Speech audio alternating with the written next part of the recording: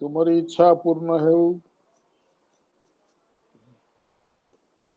तुम कर्म संसिद्ध हेउ, आम भक्ति को दृढ़ कर, समर्पण को वर्धित कर, पथ ज्योतिर्मय कर, अंतर आंभे माने तोते परम अधीश्वर रूपे प्रतिष्ठा करुछु।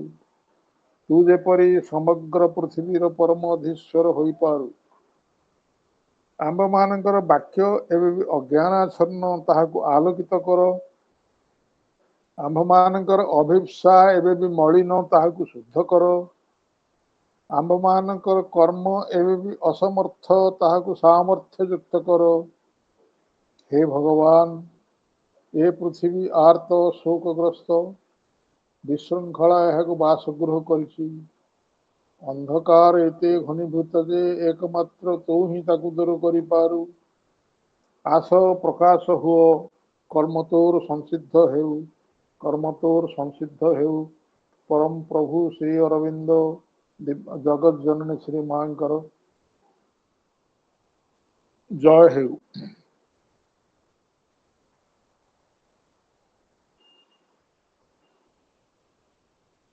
परम प्रभु श्री अरविंद दिव्यजनी श्री मांकर चरण रे मोर गभीर कृतज्ञतार सहित आज कार्यक्रम को समर्पण करुछि एवं से मानकु प्रार्थना करुछि जे से माने जेपरी आमर ए कार्यक्रम रे जोग देई वक्ता श्रोता उभय को सावित्री वर्तमान जो जटिलता भितर हम पहुंचे जटिलता मुक्त करने यथार्थ बोधगम्यता आमको प्रदान करेंगे एवं जहाद्वारा श्रोता माने उपकृत हेबे। तत्सहित आपण मैंने जो मैंने एथिरे जोग देइचंती समस्त को नमस्कार सहित मु स्वागत करुछि एवं आजिर कार्यक्रम को जाउछि। गत थर मते अनुरोध करा जाइथिला जे शेष भागटा रही जाइथिला एवं पुणी ऊर्ध्वर जो कथा थिला ताकू आउथरे पुनरावृत्ति करी सरलतर भाव में पुनरावृत्ति करी किछि बुझेबा को कहा जाइथिला। कारण एभली एक जटिलता भितर आमे पहुंचीचे से जटिलता को ठीक भाव में विश्लेषण करा नगले यार रहस्य बुझा कष्टकर। तथापि माँ आमको यथार्थ भाव में सब कथा बुझेदेवे ये दृढ़ विश्वास सहित आम ए भितर प्रवेश करवा। तेणु वर्तमान मु गत कालीर किसी आलोचना को पुनरावृत्ति करी एक खूब शीघ्र किसी किसी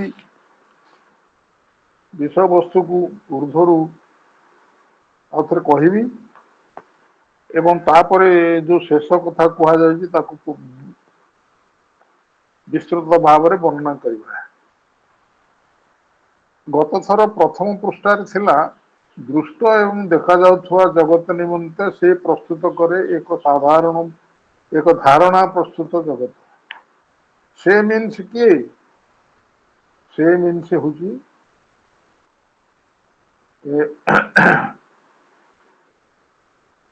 किए किए से मीन्स हुची रीजनिंग माइंड बा रीजन। जगत को जमी देखुची से देखिबा चित्र को नहीं तार धारणा रे गोटे प्रस्तुत करे जगत।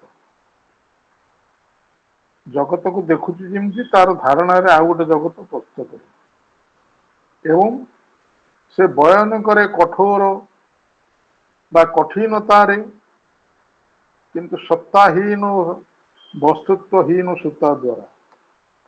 सत्ताहीन वस्तुत्वहीन सूता कौन बयान करिया कहले सूता दरकार। ଏବଂ ସେ ବୟାନ ସେ କରୁଛି ଯୋଉ ସୂତାକୁ ନେଇକି ସେ ସୂତା ସତ୍ତାହୀନ, ଅନସବଷ୍ଟାନ୍ସିଆଲ ଲାଇନ୍ସ ଏବଂ ବସ୍ତୁତ୍ୱହୀନ। ଏବେ ଅଛି, ଆଗକୁ ନଥାଇପାରେ, ଏମିତି ଏକ ବସ୍ତୁତ୍ୱହୀନ ସୂତାରେ ସେ ବୟାନ କରୁଛି କଠୋରତା ଓ କଠିନତା ସବୁ ବିଷୟକୁ। ତାର ଭୌତିକ ସତ୍ତାହୀନ ଚିନ୍ତା ସହାୟତାରେ କେମିତି ସେ ବର୍ଣ୍ଣୁ କହୁଛି, ଭୌତିକ ସତ୍ତାହୀନ ଚିନ୍ତା। ଭୌତିକ ସତ୍ତାହୀନ ଚିନ୍ତା କଣ? Abstract thought. ଆବଷ୍ଟ୍ରାକ୍ଟ ଥଟ୍ ରେ ତାର ନିର୍ଦ୍ଦିଷ୍ଟତା ବା ସତ୍ୟତା ପ୍ରମାଣ କଲା ଭଳି କିଛି ନଥାଇ ଗୋଟେ ଚିନ୍ତା ଭିତରୁ ସେଟା ବାହାରିଥାଏ। ସେ ହଉଛି ଆବଷ୍ଟ୍ରାକ୍ଟ ଥଟ୍। ଆବଷ୍ଟ୍ରାକ୍ଟ ଥଟ୍ ହଉଛି ଭୌତିକ ସତ୍ତାହୀନ ଚିନ୍ତା।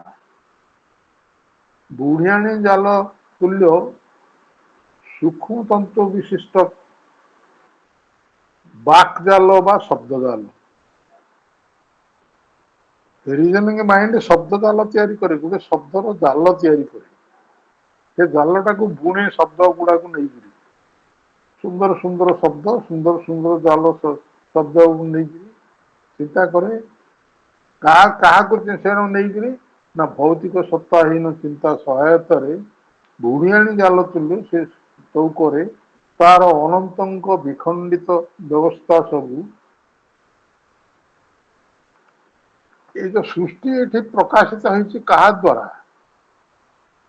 ଅନନ୍ତ ତାକୁ ଧରି ରହିଛନ୍ତି। କିନ୍ତୁ ଅନନ୍ତ ଯୋଉ ସୃଷ୍ଟି ତିଆରି କରିଛନ୍ତି, ଯଦିଓ ସେ ତାକୁ ଧାରାବାହିକତ୍ଵ ତାର ଅଛି, କିନ୍ତୁ ଆମେ ତାକୁ ବୁଝିବା କଷ୍ଟକର ହଉଛି। ଆମେ ସବୁ ଖଣ୍ଡିତ ଅବସ୍ଥା ହିସାବରେ ବୁଝୁଛୁ। ଏଇଟା ଜଡ଼, ସେଇଟା ପ୍ରାଣ, ସେଇଟା ଜୀବଜନ୍ତୁ, ଏଇଟା ବୃକ୍ଷଲତା, ଏଇଟା ମଣିଷ, ମଣିଷ ଭିତରେ ବି ଖଣ୍ଡିତ ଅଛି। ଏଇଭଳିଆ ଆମେ ତାକୁ ବୁଝୁଛୁ। କିନ୍ତୁ ସାର ସବୁ କଣ୍ଟିନ୍ୟୁସଲି ବ୍ୟବସ୍ଥା ଅଛି। ସେଇ ବ୍ୟବସ୍ଥାକୁ ସଂଗଠିତ ସକଳ ଅମଙ୍ଗଳ ସମ୍ମୁଖରେ ଭଗବାନଙ୍କର ମଙ୍ଗଳତା। ଅନେକ ଗୁଡ଼ିଏ ଅମଙ୍ଗଳ ଘଟଣା ଘଟୁଛି, ଆମେ ବୁଝିପାରୁନୁ ଏମିତି କାହିଁକି ହେଲା, ଏ ଘଟଣା କାହିଁକି ଘଟିଲା। ଜଣେ ଲୋକ ସବୁ ପ୍ରକାର ଧାର୍ମିକ ଚିନ୍ତା, ଧାର୍ମିକ କ୍ରିୟାକଳାପରେ ମତ୍ତ ରହିବି ନାନା ଦୁର୍ଘଟଣା କାହିଁକି ତା ପାଖକୁ ଆସିଲା। ଅଥଚ ତାର ପଡୋଶୀ ଯିଏ ନାନା ଦୁର୍ବିପାକ ଭିତରେ ଅଛି, ତାକୁ ତ ଏଇଟା ଆସୁନି। ଇଏ ଯୋଉ ପ୍ରକାର ଜଟିଳତା, ଅବୋଧ୍ୟ ଜିନିଷ ଅଛି, ସେ ସବୁ ଅବୋଧ୍ୟ ଜିନିଷ ସବୁ ଯାକ ମଙ୍ଗଳମୟ। ଯୋଉ ସବୁ ଘଟଣା ଆମ ମାନସିକ ପ୍ରାଣିକ ସ୍ତରରେ ଅମଙ୍ଗଳ ଦେଖା ଯାଉଥିଲେ ବି, ସେ ସମସ୍ତ କ୍ରିୟା ମଙ୍ଗଳମୟ। ଏଇଥିପାଇଁ ମଙ୍ଗଳମୟ, ସେ ସମସ୍ତ କ୍ରିୟା ଜରିଆରେ ତାହା ଉର୍ଦ୍ଧ୍ୱଗାମୀ ହେଇକିରି ଉର୍ଦ୍ଧ୍ୱକୁ ଯିବା ପାଇଁ ଆମ ଜୀବନଟି ତିଆରି ହେଇଛି। ଏବଂ ସେଇ ମଙ୍ଗଳମୟତା ତଥା ନ୍ୟାୟୋଚିତତା, ଆମେ ସବୁବେଳେ କହୁଛୁ ଯେ ଭଗବାନ ଅନ୍ୟାୟ କରୁଛନ୍ତି। ସେ ଲୋକ ଏତେ ଧର୍ମ ଅବ୍ୟବସ୍ଥା ସବୁ କରୁଛି, ତାର ଏଇଭଳିଆ କାହିଁକି ଦୁର୍ଘଟଣା ହଉଛି, ଏଇଟା ଅନ୍ୟାୟରେ ହଉଛି। ତାର ଯୌତିକବାଦ ସମ୍ବଳିତ ଶାସ୍ତ୍ର, ଯୁକ୍ତିବାଦ ଦ୍ଵାରା ସେ ନ୍ୟାୟୋଚିତତାକୁ ତଥା ନ୍ୟାୟୋଚିତା ତଥା ଯୁକ୍ତିବାଦର ସମ୍ମିଳିତ ଶାସ୍ତ୍ର, ନ୍ୟାୟୋଚିତ ଦ୍ଵାରା ସୃଷ୍ଟି ତତ୍ଵର ନକ୍ସା ସଂଗଠିତ, ସୃଷ୍ଟି ତତ୍ଵର ନକ୍ସା ସଂଗଠିତ କରେ। ଏଇଠି ଯୋଉ ଶବ୍ଦଟି ଆସିଲା ସୃଷ୍ଟି ତତ୍ଵ, ସୃଷ୍ଟି ତତ୍ଵ କଣ? ସୃଷ୍ଟି କେମିତି ହେଲା ଏବଂ କାହିଁକି ହେଲା, ତାର ପଶ୍ଚାତରେ କି ରହସ୍ୟ ଅଛି, ଏସବୁ ଜିନିଷକୁ ନେଇକି ସୃଷ୍ଟି ତିଆରି ହେଇଛି। ଆମକୁ ଜଣା ଯାଉଛି ମଣିଷଟେ ଜନ୍ମ ହେଲା, ତାପରେ କିଛି ଦୁଃଖ ଯନ୍ତ୍ରଣା ଭିତରେ ଦେଇକରି ମରିଗଲା। ଏ ସୃଷ୍ଟି ତତ୍ଵକୁ ଠିକ ଭାବରେ ବୁଝିବା ଆମ ପକ୍ଷେ କଷ୍ଟକର ହୁଏ। तार कारण है आपण कैंटो 4 रे 55 पृष्ठार जो चेतनार शब्द को लेकर वर्णना करा जायछि ताकू पढ़िले आपण बुझिपारे जो चेतना को लेकर सृष्टि तत्व वर्णना करा होछि अर्थात रीजनिंग माइंड जो चेतना को लेकर सृष्टि तत्व वर्णना करा होछि से होछि खंडित चेतना अर्थात चेतना निश्चेतना ठारू आरंभ होकर सुप्रीम कॉन्शियसनेस पर्यंत स्प्रेड होइछि से दुईट को छाड़ी देकरी मझी बिन्स विषयटा को कॉन्शियसनेस को लेकर आम सृष्टि को व्याख्या करने फल सृष्टि तत्व को ठीक भाव में बुझीपार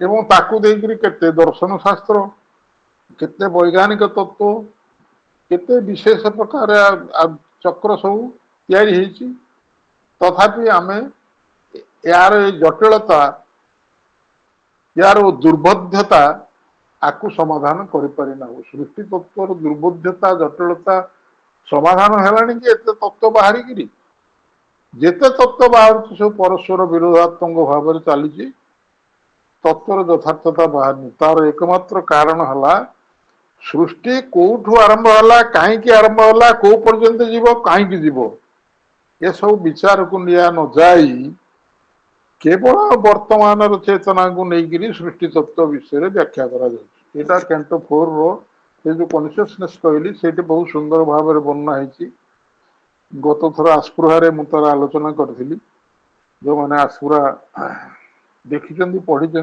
जापर एथर भी किसी भर अच्छी आस्पृहारे एवं से सब तत्व जटिलता ही बुझी होनी पाराडॉक्स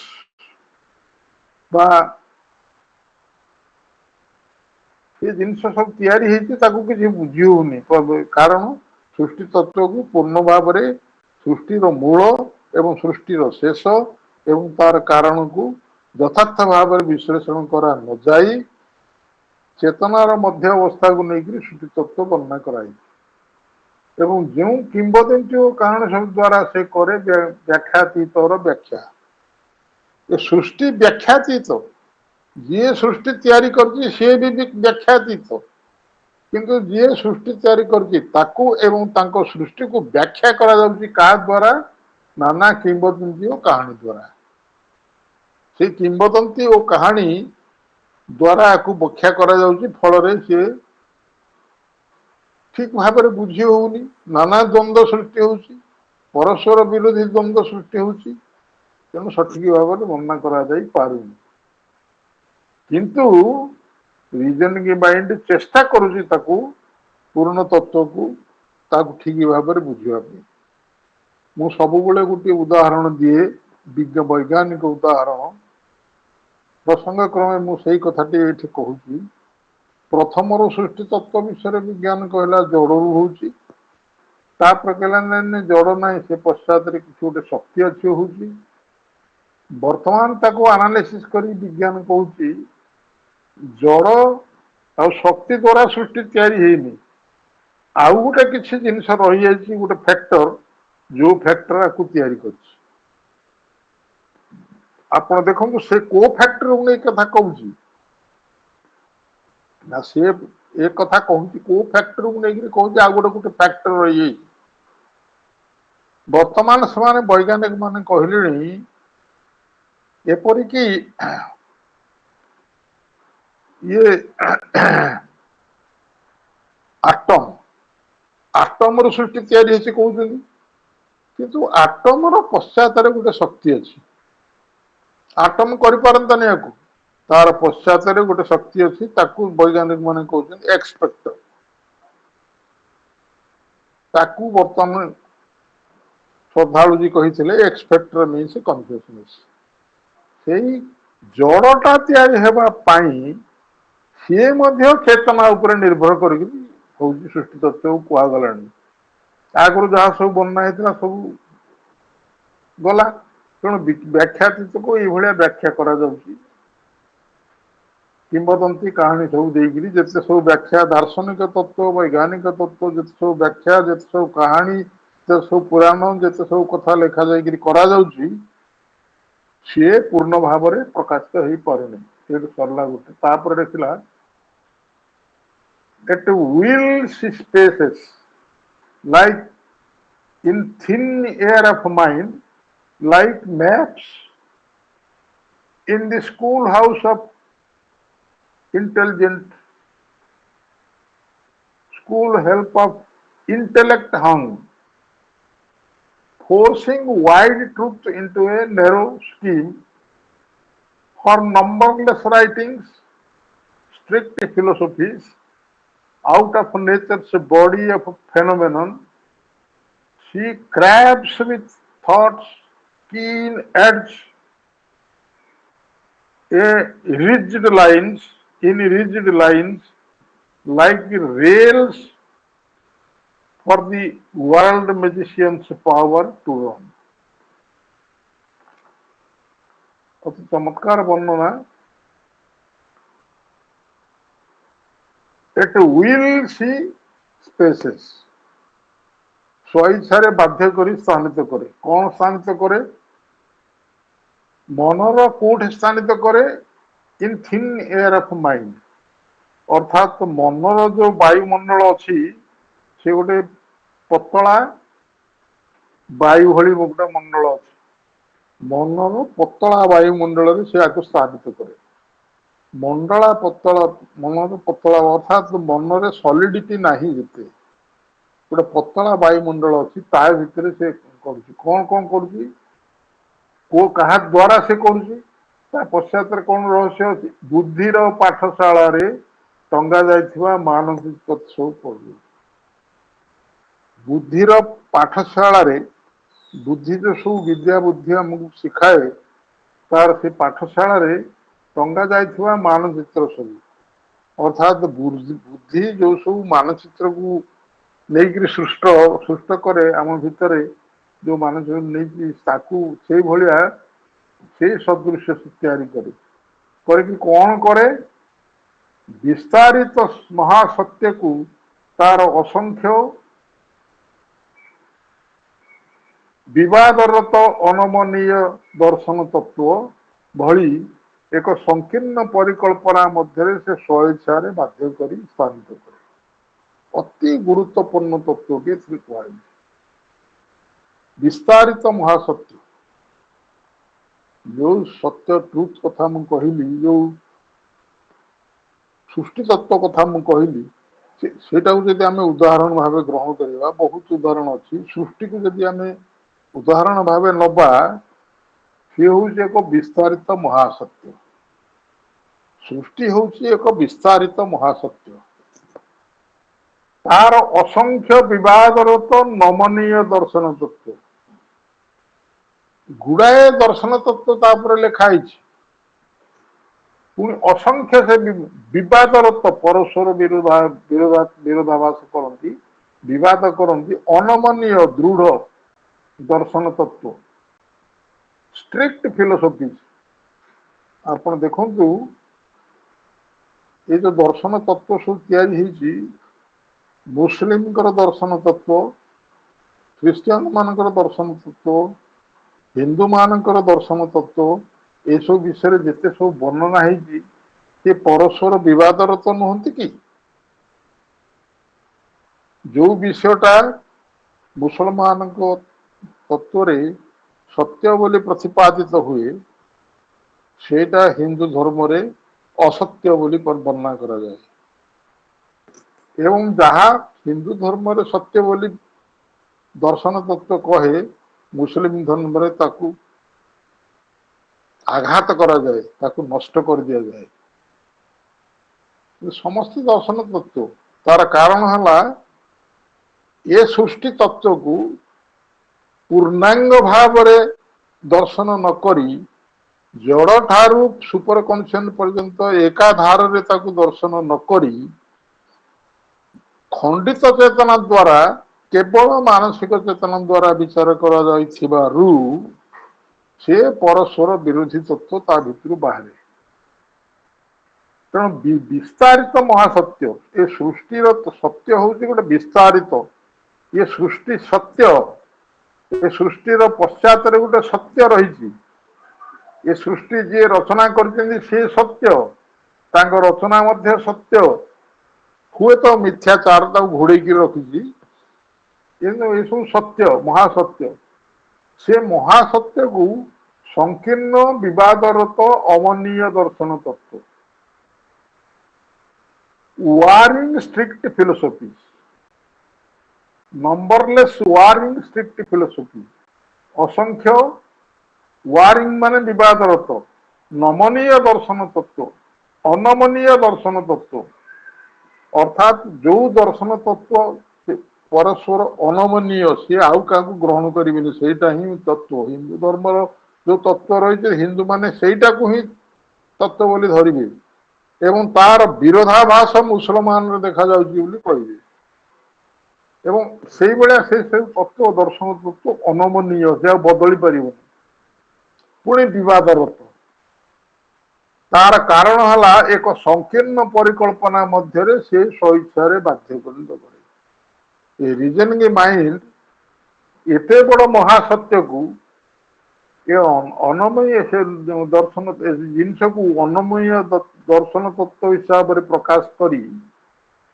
एक संकीर्ण परिकल्पना धार्मिक परिकल्पना रे जो तत्व कहुच्छे एक संकीर्ण परिकल्पना हिंदू धर्म जहाँ कहूँ सी भी संकीर्ण पूर्ण कथा को निया जाइनी मुस्लिम जहाँ कहूँ सी भी संकीर्ण कारण जो चेतना उपरे से प्रतिष्ठित है से चेतना खंडित चेतना हिंदू धर्म जो तत्व प्रकाशित है सी खंडित चेतना प्रतिष्ठित मुस्लिम धर्म भी खंडित चेतना प्रसिद्ध एभली असंख्य दर्शन तत्व तैयारी कि परस्पर विवादरत उल्टा कथा ता भीतर अच्छे तेणु यही संकीर्णता जोगु एते बड़ महासत्य विस्तारित महासत्य सृष्टि तत्वर ताकू पूर्ण भाव में प्रकाशित करा जाई पारुनी एनिग्मा होगी रही जाइए अमीमांसित तत्व होगी रही जाइए ताकू मीमांसा करा जाई पारुनी कारण कौन से तत्व को बाद दी हेबनी कौन तत्व को पूर्ण रूपे ग्रहण करी हेबनी जेहेतु से खंडित चेतना द्वारा तैयारी एक संकीर्ण परिकल्पना मध्य स्वेच्छा बाध्य करी स्वेच्छा बाध्य करी at will spaces a reasoning mind निज इच्छा मुस्लिम मान धरिक तत्व को से भितर बाध्य कर शांत कर हिंदू मान धरी ता तत्व को प्रकाश कर सब क्रियाकलाप गुड़ाक रीजनिंग माइंड ए रीजन आम जो रीजन को सबुठ गुरुतर ही वर्णन कर रीजन हूँ सर्वश्रेष्ठ वर्तमान सृष्टि धरी नहीं किंतु से रीजन हूँ क्षुद्र मनर तीन भाग रु गोटे भाग आगु पढ़ी आम क्षुद्र मनर तीन भाग रु गोटे भाग हूँ रीजन ताने रीजन को क्षुद्रता भितर रखा जाए जो रीजन को आम सबुठ उच्च कोटर धरी नहीं एवं तार दर्शन तत्व को पढ़ुचे रीजन जो मन से अति क्षीण मन सी कहीं ता ऊर्ध्वे मनर बहु पर्याय रही सब ठीक से पृष्ठ आपन कहीपरुनी सावित्री सब वर्णना रही इल्यूमिन माइंड इंडक्टिव माइंड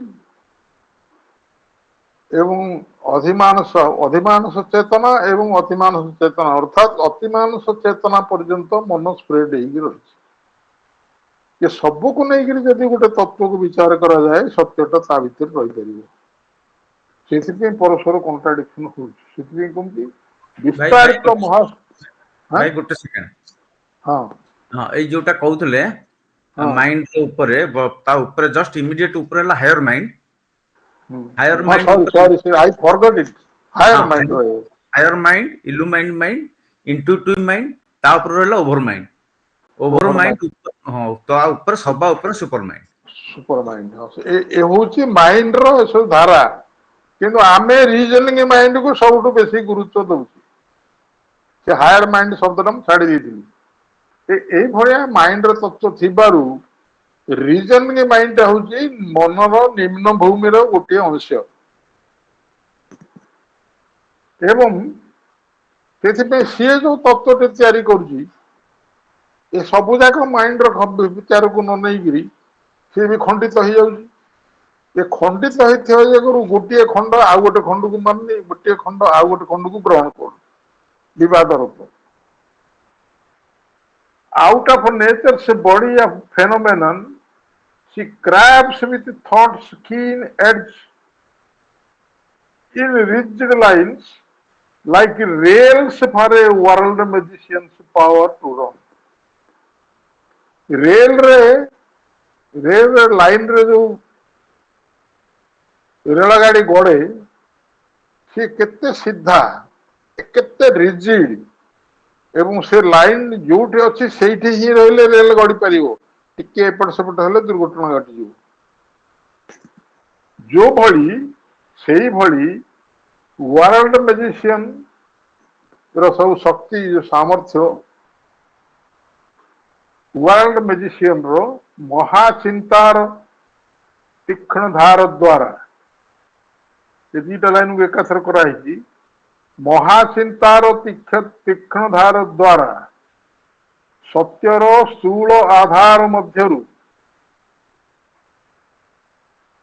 ଦ୍ୱାରା ରେଳ ଧାରଣା ଭଳି ବିଶ୍ୱ ଯାଦୁକର ସାମର୍ଥ୍ୟକୁ ଦୌଡାଇ ଚାଳିତ କରିବାରେ ସେ ଖୋଦନ କରେ ତାର ନିର୍ଭୁଲ ଓ ଚୂଡାନ୍ତ ବିଜ୍ଞାନ ସବୁ। ରିଜନିଂ ମାଇଣ୍ଡ କହେ ଏଇଟା ଚୂଡାନ୍ତ, ଏଇଟା ନିର୍ଭୁଲ ଏବଂ ରେଳ ଗାଡି ରେଲରେ ଗଡିଲା ଭଳି ସେ ତା ଭିତରେ ଦ୍ୱାରା ତୀକ୍ଷ୍ଣ ଧାର ଦ୍ୱାରା ମହାଚିନ୍ତାର କାହା ଦ୍ୱାରା ସେ ତିଆରି ହୁଏ? ଚିନ୍ତାର ଭୂମି କୋଉଟା? କ୍ଷୁଦ୍ର ମନ ହଉଛି ମୂଳତଃ ଚିନ୍ତାର ଭୂମି। ସେ ଚିନ୍ତାର ଭୂମିରେ nature's body of phenomenon, out of nature's body of phenomenon, ବିଶ୍ୱ ପ୍ରକୃତିର ପ୍ରତ୍ୟକ୍ଷ ଭାବେ ପରିଦୃଷ୍ଟ ସତ୍ୟର ସ୍ଥୂଳ ଆଧାର, ଯାହା ଆମେ ଆଖି ଖୋଲିଲେ ଦେଖୁଛୁ, ଏ ସମଗ୍ର ବିଶ୍ୱରେ ଯାହା ଆମେ ଆଖି ଖୋଲିଲେ ଦେଖୁଛୁ, ସେ ହଉଛି ବିଶ୍ୱ ପ୍ରକୃତିର ପ୍ରକାଶ ଏବଂ ତାକୁ ଯୋଉ ସେଇ ଫେନୋମେନନ ବା ପ୍ରତ୍ୟକ୍ଷ ଦୃଷ୍ଟି ଭାବେ ପରିଦୃଷ୍ଟ ହଉଥିବା, ଦୃଶ୍ୟ ହଉଥିବା ସତ୍ୟର ସ୍ଥୂଳ ଆଧାର। ଆମେ କହୁଛେ ଏଇଟା ବି ସତ୍ୟ, ଗଛଟେ ତିଆରି ହେବା ସତ୍ୟ, ପାଣିରେ ବୁଲିବା ସତ୍ୟ, ମଣିଷ ତିଆରି ହେବା ସତ୍ୟ, ଏଗୁଡା ସବୁ ଖଣ୍ଡିତ ସତ୍ୟ। ଏ ଖଣ୍ଡିତ ସତ୍ୟକୁ ଆମେ ପୂର୍ଣ୍ଣ ସତ୍ୟ ହିସାବରେ ଗ୍ରହଣ କରୁଛୁ। ବିଶ୍ୱ ପ୍ରକୃତିର ପ୍ରତ୍ୟକ୍ଷ ଭାବେ ପରିଦୃଷ୍ଟ ସତ୍ୟର ସ୍ଥୂଳ ଆଧାର। ତେଣୁ ଯୋଉ ସତ୍ୟର ଆଧାର ଦେଇକିରି ଆମେ କହୁଛୁ ଏଇଟା ସତ୍ୟ, ସିଏ ହଉଛି ସ୍ଥୂଳ ଆଧାର, ସୂକ୍ଷ୍ମ ତତ୍ତ୍ୱ ଏଥିରେ ନାହିଁ। ସ୍ଥୂଳ ଆଧାର ଭିତରେ ପ୍ରତିଷ୍ଠିତ ହେଇଥିବା ସତ୍ୟ ଖଣ୍ଡିତ ସତ୍ୟ, ସୂକ୍ଷ୍ମ ଭିତରେ ପ୍ରତିଷ୍ଠିତ ହେବା ସତ୍ୟ ହଉଛି ପୂର୍ଣ୍ଣ ସତ୍ୟ। ତେଣୁ ସେ ସବୁ ଖଣ୍ଡିତ ସତ୍ୟ ସ୍ଥୂଳ ଆଧାର ମଧ୍ୟରୁ ତା ଭିତରୁ ସିଏ ନେଇଛି, ରିଜନିଂ ମାଇଣ୍ଡ କଣ ନେଇଛି? ମହାଚିନ୍ତାର ତୀକ୍ଷ୍ଣ ଧାରା ଦ୍ୱାରା ଅନମନୀୟ ରେଖାବଳୀର ରେଣ ଧାରଣା ପରି, ଅନମନୀୟ ରେଖାବଳୀର ରେଳ ଧାରଣା, ଯୋଉ ରେଳ ଧାରଣାଟା ତିଆରି ହେଇଥାଏ ଅନମନୀୟ, ସେ ଦୃଢ ଭାବରେ ଯୋଉଠି ଅଛି ସେଠି ରହିଥିବ, ସେ ନମନୀୟ ନୁହେଁ, ଅନମନୀୟ, ସେ ଅନମନୀୟ ଦୃଢ ଧାରଣା, ରିଜିଡ ଲାଇନ୍ସ, ଅନମନୀୟ ରେଳ ଧାରଣା ଭଳି ବିଶ୍ୱ ଯାଦୁକର ତାର ସାମର୍ଥ୍ୟକୁ ଦୌଡାଏ।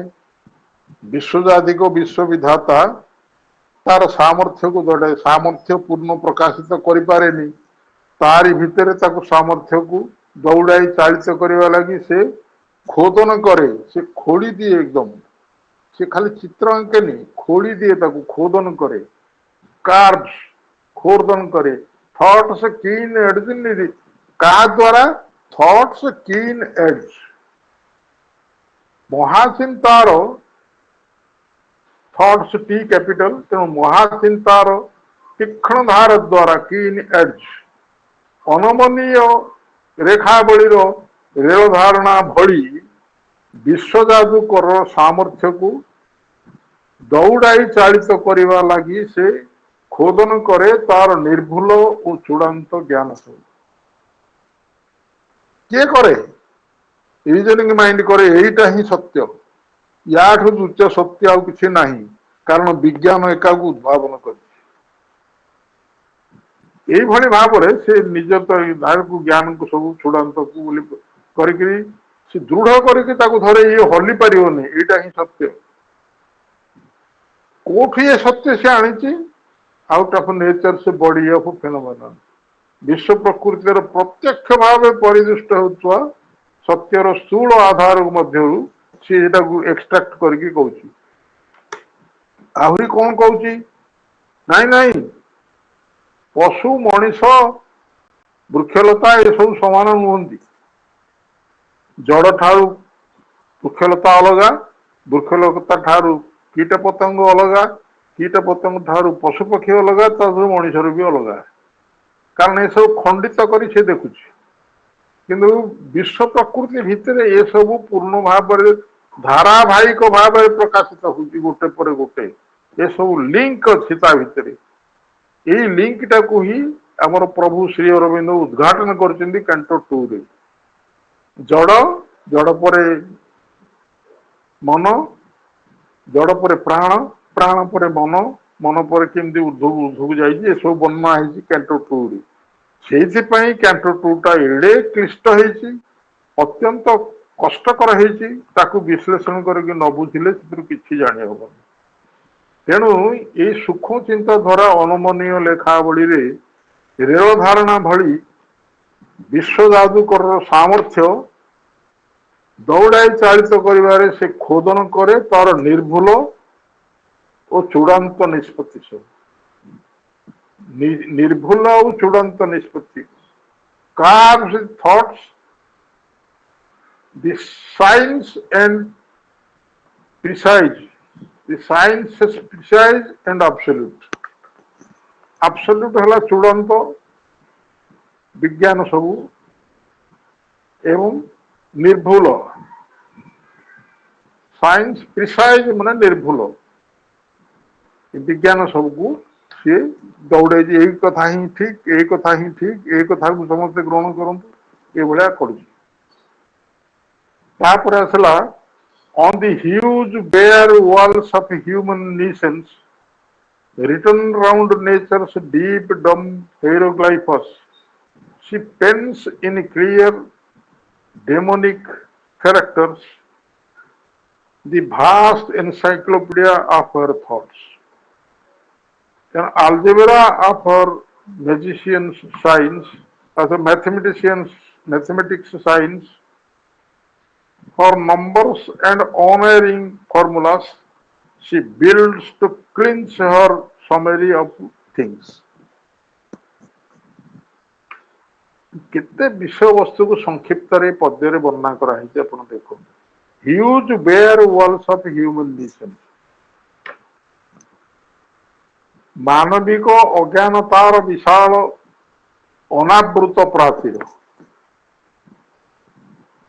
अनावृत प्राचीर bare walls of human nation मानविक अज्ञानतार प्राचीर सब उपरे विश्व प्रकृतिर गहन मूक चित्रलिपि आज बेष्टन कर लिखित ये गोटे कथा आसूची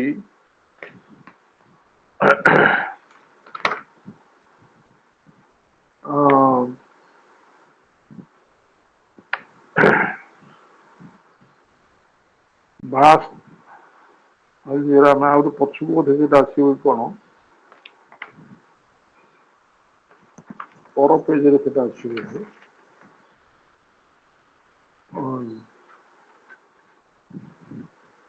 हाँ कस्मिक मस्को पर पेज अच्छी पर पेज आसे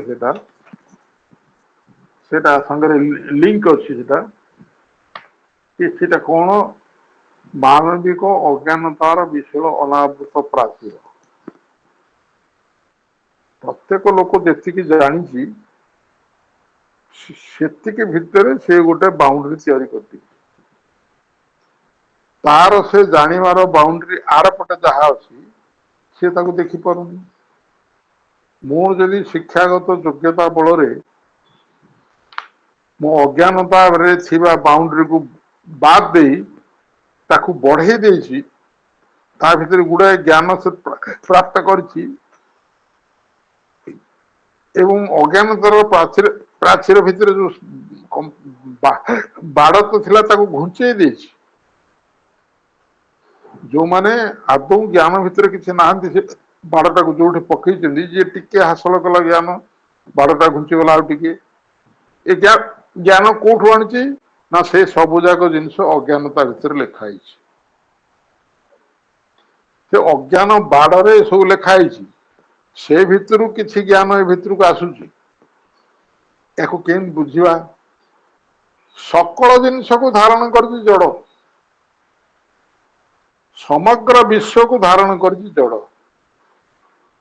ଏହାର ବୁକ୍ 1 ରେ କ୍ୟାଣ୍ଟୋ 2 ର ଏ ବୁକ୍ 2 ର କ୍ୟାଣ୍ଟୋ 1 ରେ ଯୋଉ ୱାର୍ଲଡ ଷ୍ଟେୟର୍ସ ଦିଆ ହେଇଛି, ଆପଣ ତାକୁ ପଢିଲେ ଦେଖିବେ ଏ ପରାତ୍ପର ପରମ ସୃଷ୍ଟି ତତ୍ଵ କେମିତି ହେଇଛି ଦେଖନ୍ତୁ।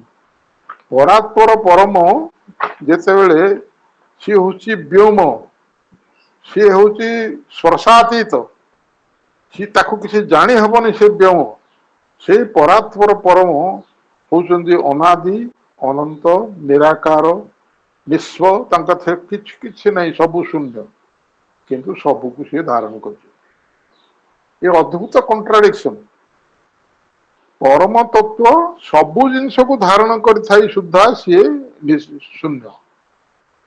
ଆଉ ଗୋଟିଏ ଶବ୍ଦ ମୋ ଭିତରକୁ ଆସିଥିଲା, ସେ ହଉଛି ସର୍ବଶୂନ୍ୟ। ସର୍ବଶୂନ୍ୟ, ସର୍ବଶୂନ୍ୟତାକୁ ଧାରଣ କରିଛି ସିଏ। ସେ କହୁଛି ଏ ସବୁ ତ ମୋ ଭିତରେ ଅଛି, ତେଣୁ ଏ ମୋ ଭିତରେ ଯାହା ସବୁ ଅଛି ମୁଁ ତାକୁ ଦେଖିବାକୁ ଚାହେଁ। ମା କୁ ବୁକ୍ 9 ରେ ତାଙ୍କର ବୁକ୍ 9 ରେ 200 କେତେ ପୃଷ୍ଠା ମୋର ଠିକ ମନେ ପଡୁନି, ସେ ଆକୁ ବର୍ଣ୍ଣନା କରିଛନ୍ତି ଯେ ପରମ ଚାହିଁଲେ ଏ ଯୋଉ ଶୂନ୍ୟତା ଭିତରେ ମୁଁ ସବୁ ଧାରଣ କରିଛି, ଆକୁ ଦେଖିବି ଏବଂ ସ୍ପର୍ଶ କରିବି। ଏ ଭିତରୁ ଏମିତି ଜିନିଷ ତିଆରି କରିବି ଯେ ମୁଁ ତାକୁ ଦେଖିପାରିବି ଏବଂ ସ୍ପର୍ଶ କରିପାରିବି। ଇଏ ହେଲା ସୃଷ୍ଟି ତତ୍ଵର ପ୍ରଥମ କ୍ରିୟା।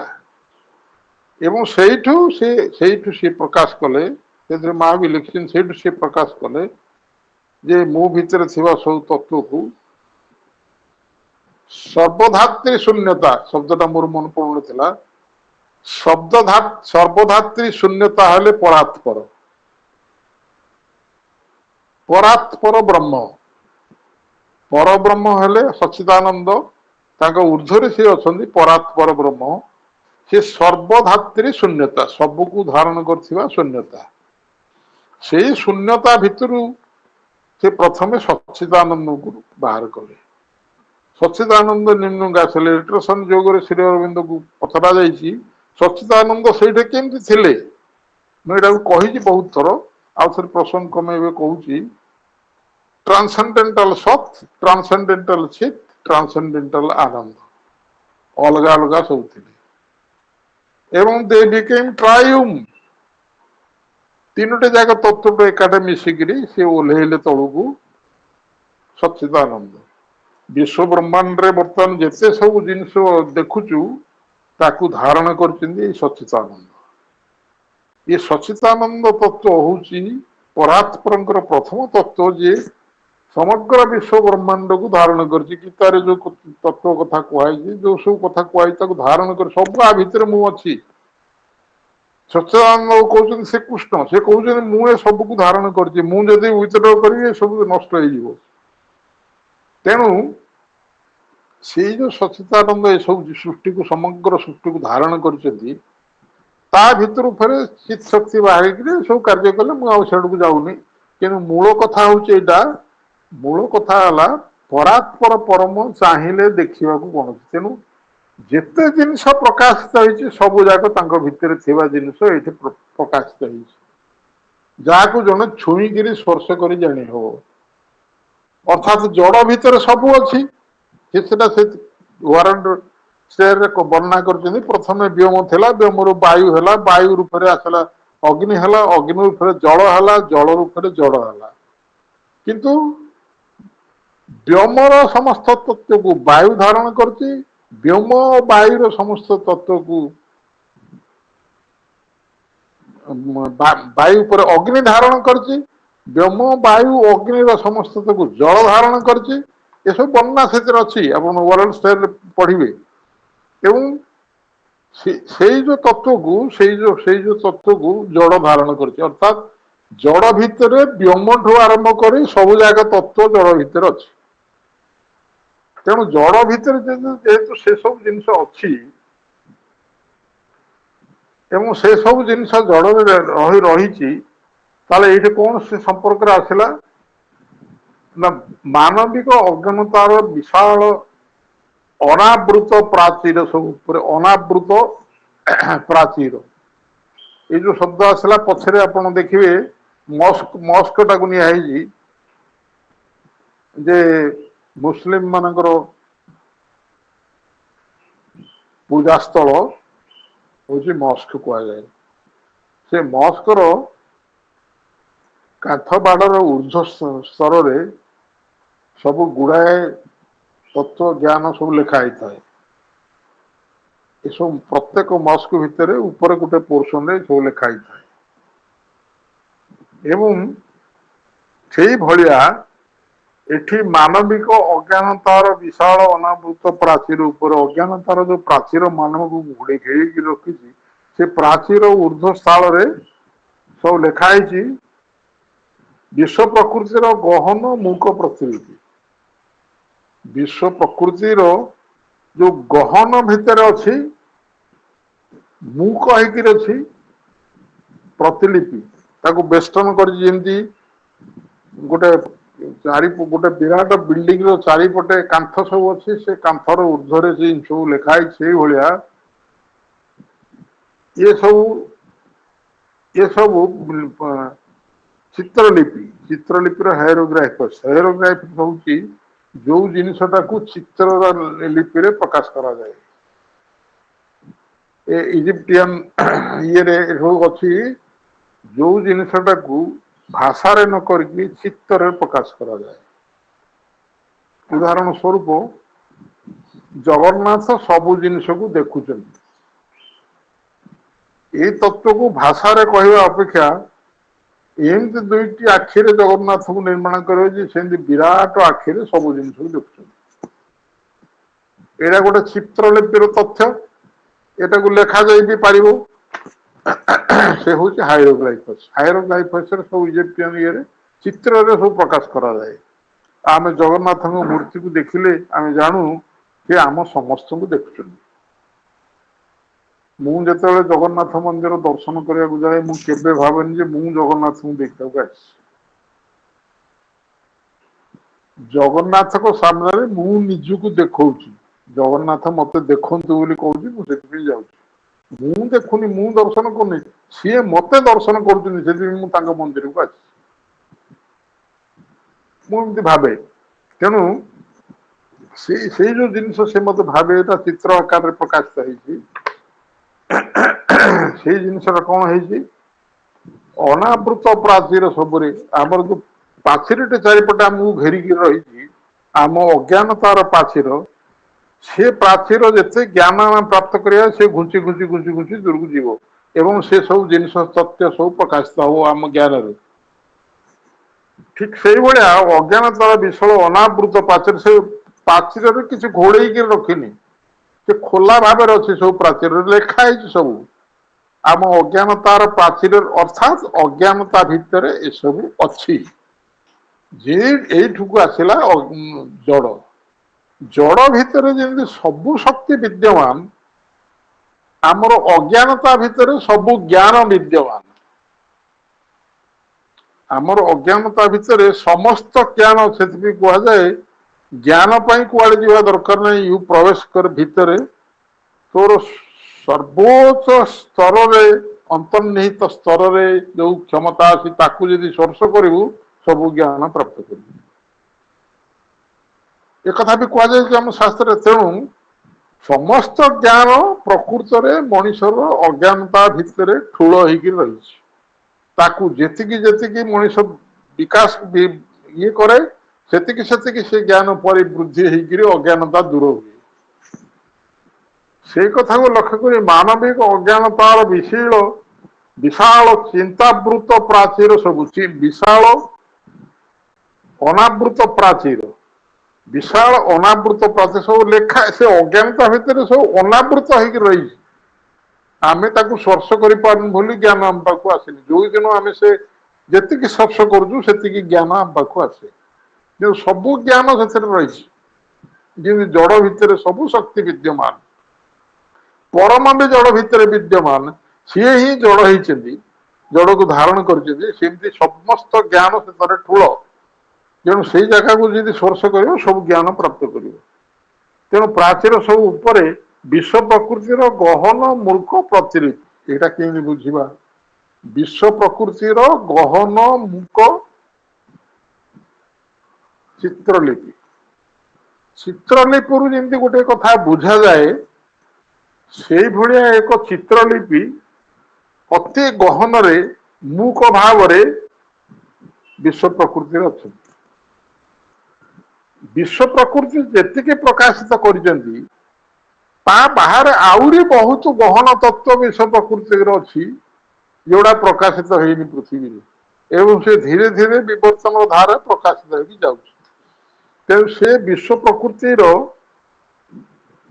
गहन मूक मूक कहीं किसी कहबनी से किसी कहबनी तार गोटे चित्रलिपि द्वारा से आगू जाऊँगी कहबनी माने कौन विश्व प्रकृति कौन चाहूँगी कहूँ कि से मूक किंतु गहन मूक चित्रलिपिराजी जगन्नाथ चक्षु दुटा जी गहन आउ मूक चित्रलिपि कहूँ से समस्त देखुची से भाया गहन मूक चित्रलिपिराजी विश्व प्रकृतिर अच्छी विश्व प्रकृतिर गहन मूक चित्रलिपिराजी से चित्रलिपि किसी कहबनी किंतु से प्रति मुहूर्त परिवर्तित होकर आगू चली विवर्तन धारा सबू जिन भर प्रकाशित होती बेष्टन कर रही विश्व को विश्व प्रकृति जिते जिन बर्तमान प्रकाशित होती तारी भितर ये गहन जिन मूक प्रतिलिपि प्रतिफलित होती सुस्पष्ट लौकिक अक्षरावली से लिपिबद्ध करे से गुड़ा को बेले बेले किमती प्रकाशित करे she pens the clear demotic characters demotic अर्थ सुस्पष्ट कैरेक्टर्स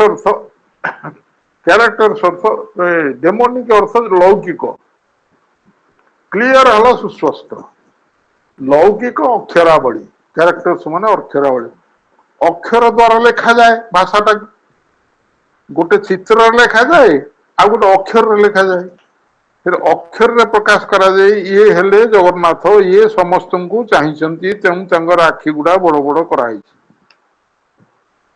भाषार लिखागला तेरे सुस्पष्ट लौकिक अक्षरावली लिखा जाई पारिबो से लिपिबद्ध करे किए लिपिबद्ध करे रीजनिंग माइंड निजर बुद्धि भितर प्रयोग कर सब जिन प्रकाश करे एवं तार चिंताराजी विशाल तथ्य कोश कौन टा प्रकाश करे भास इनसाइक्लोपीडिया ऑफ हर थॉट्स ता भितर विश्व प्रकृति भितर जो चिंता अच्छी अर्थात जहा जहा से हेबा को चाहूँगी शेष परिणाम पर्यंत से सब जाक तो चिंता भितर अच्छी विश्व प्रकृति भितर से चिंतार एनसाइक्लोपीडिया रे कौन होता है एनसाइक्लोपीडिया हूँ तथ्य कोश एनसाइक्लोपीडिया को शब्द कोश कहीपर ना तथ्य कोश कह कारण गोटे गोटे शब्दर गोटे गोटे विषय वस्तुर जिते प्रकार तार व्यापृत भाव तार थाए सब अर्थ एनसाइक्लोपीडिया मिल से तथ्य कोश से गोटे शब्द ଭିତରେ ଯେତେ ଜିନିଷ ଅଛି ସବୁ ଯାକ ସେଥିରେ ପ୍ରକାଶିତ ହେଇଥାଏ। ଖାଲି ଜଗନ୍ନାଥ ଶବ୍ଦଟା ଯଦି ନବ, ଜଗନ୍ନାଥକୁ ରିଲେଟେଡ୍ ଯେତେ ଜିନିଷ ଅଛି ସବୁ ତା ଭିତରେ ପ୍ରକାଶିତ ହବ।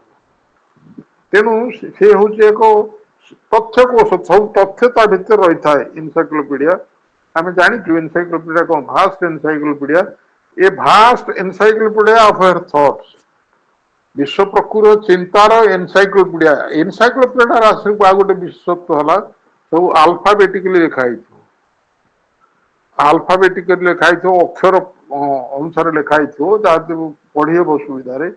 ବିଶାଳ ତଥ୍ୟ କୋଷ, ତାର ଗଣିତ ଶାସ୍ତ୍ରର ଚିହ୍ନାବଳୀର ଏକ ବୀଜ ଗଣିତ, ତାର ସଂଖ୍ୟାବଳୀ ଓ ଅଭ୍ରାନ୍ତ ଚିତ୍ରାବଳୀ, ସେ ଗଢି ଚାଲେ ତାର ବିଷୟବସ୍ତୁର ଆଜିର ସାର କଥା ଚୂଡାନ୍ତ କରିବାକୁ। ତାର ବିଷୟବସ୍ତୁର ଆଜିର ସାର କଥା ଚୂଡାନ୍ତ କରିବାକୁ। କାହାର ବିଷୟବସ୍ତୁର ଆଜିର ସାର କଥା ଚୂଡାନ୍ତ କରିବାକୁ? କାହାର? ସି ବିଲ୍ଡସ୍, ସି ଅର୍ଥ ସେଇ ରିଜନିଂ ମାଇଣ୍ଡ, ଏବଂ ସେଇ ଯୋଉ ରିଜନିଂ ମାଇଣ୍ଡ ବିଲ୍ଡସ୍ ତିଆରି କରେ କଣ? ଟୁ କ୍ଲିଞ୍ଚ, ଚୂଡାନ୍ତ କରିବାକୁ।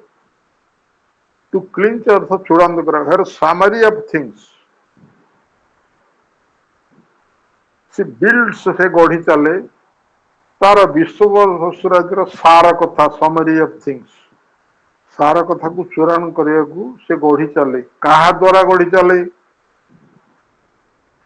ଚିନ୍ତାରାଜିର ବିଶାଳ ତଥ୍ୟକୋଷ, ତାର ଗଣିତ ଶାସ୍ତ୍ରର ଚିହ୍ନାବଳୀର ଏକ ବୀଜ ଗଣିତ।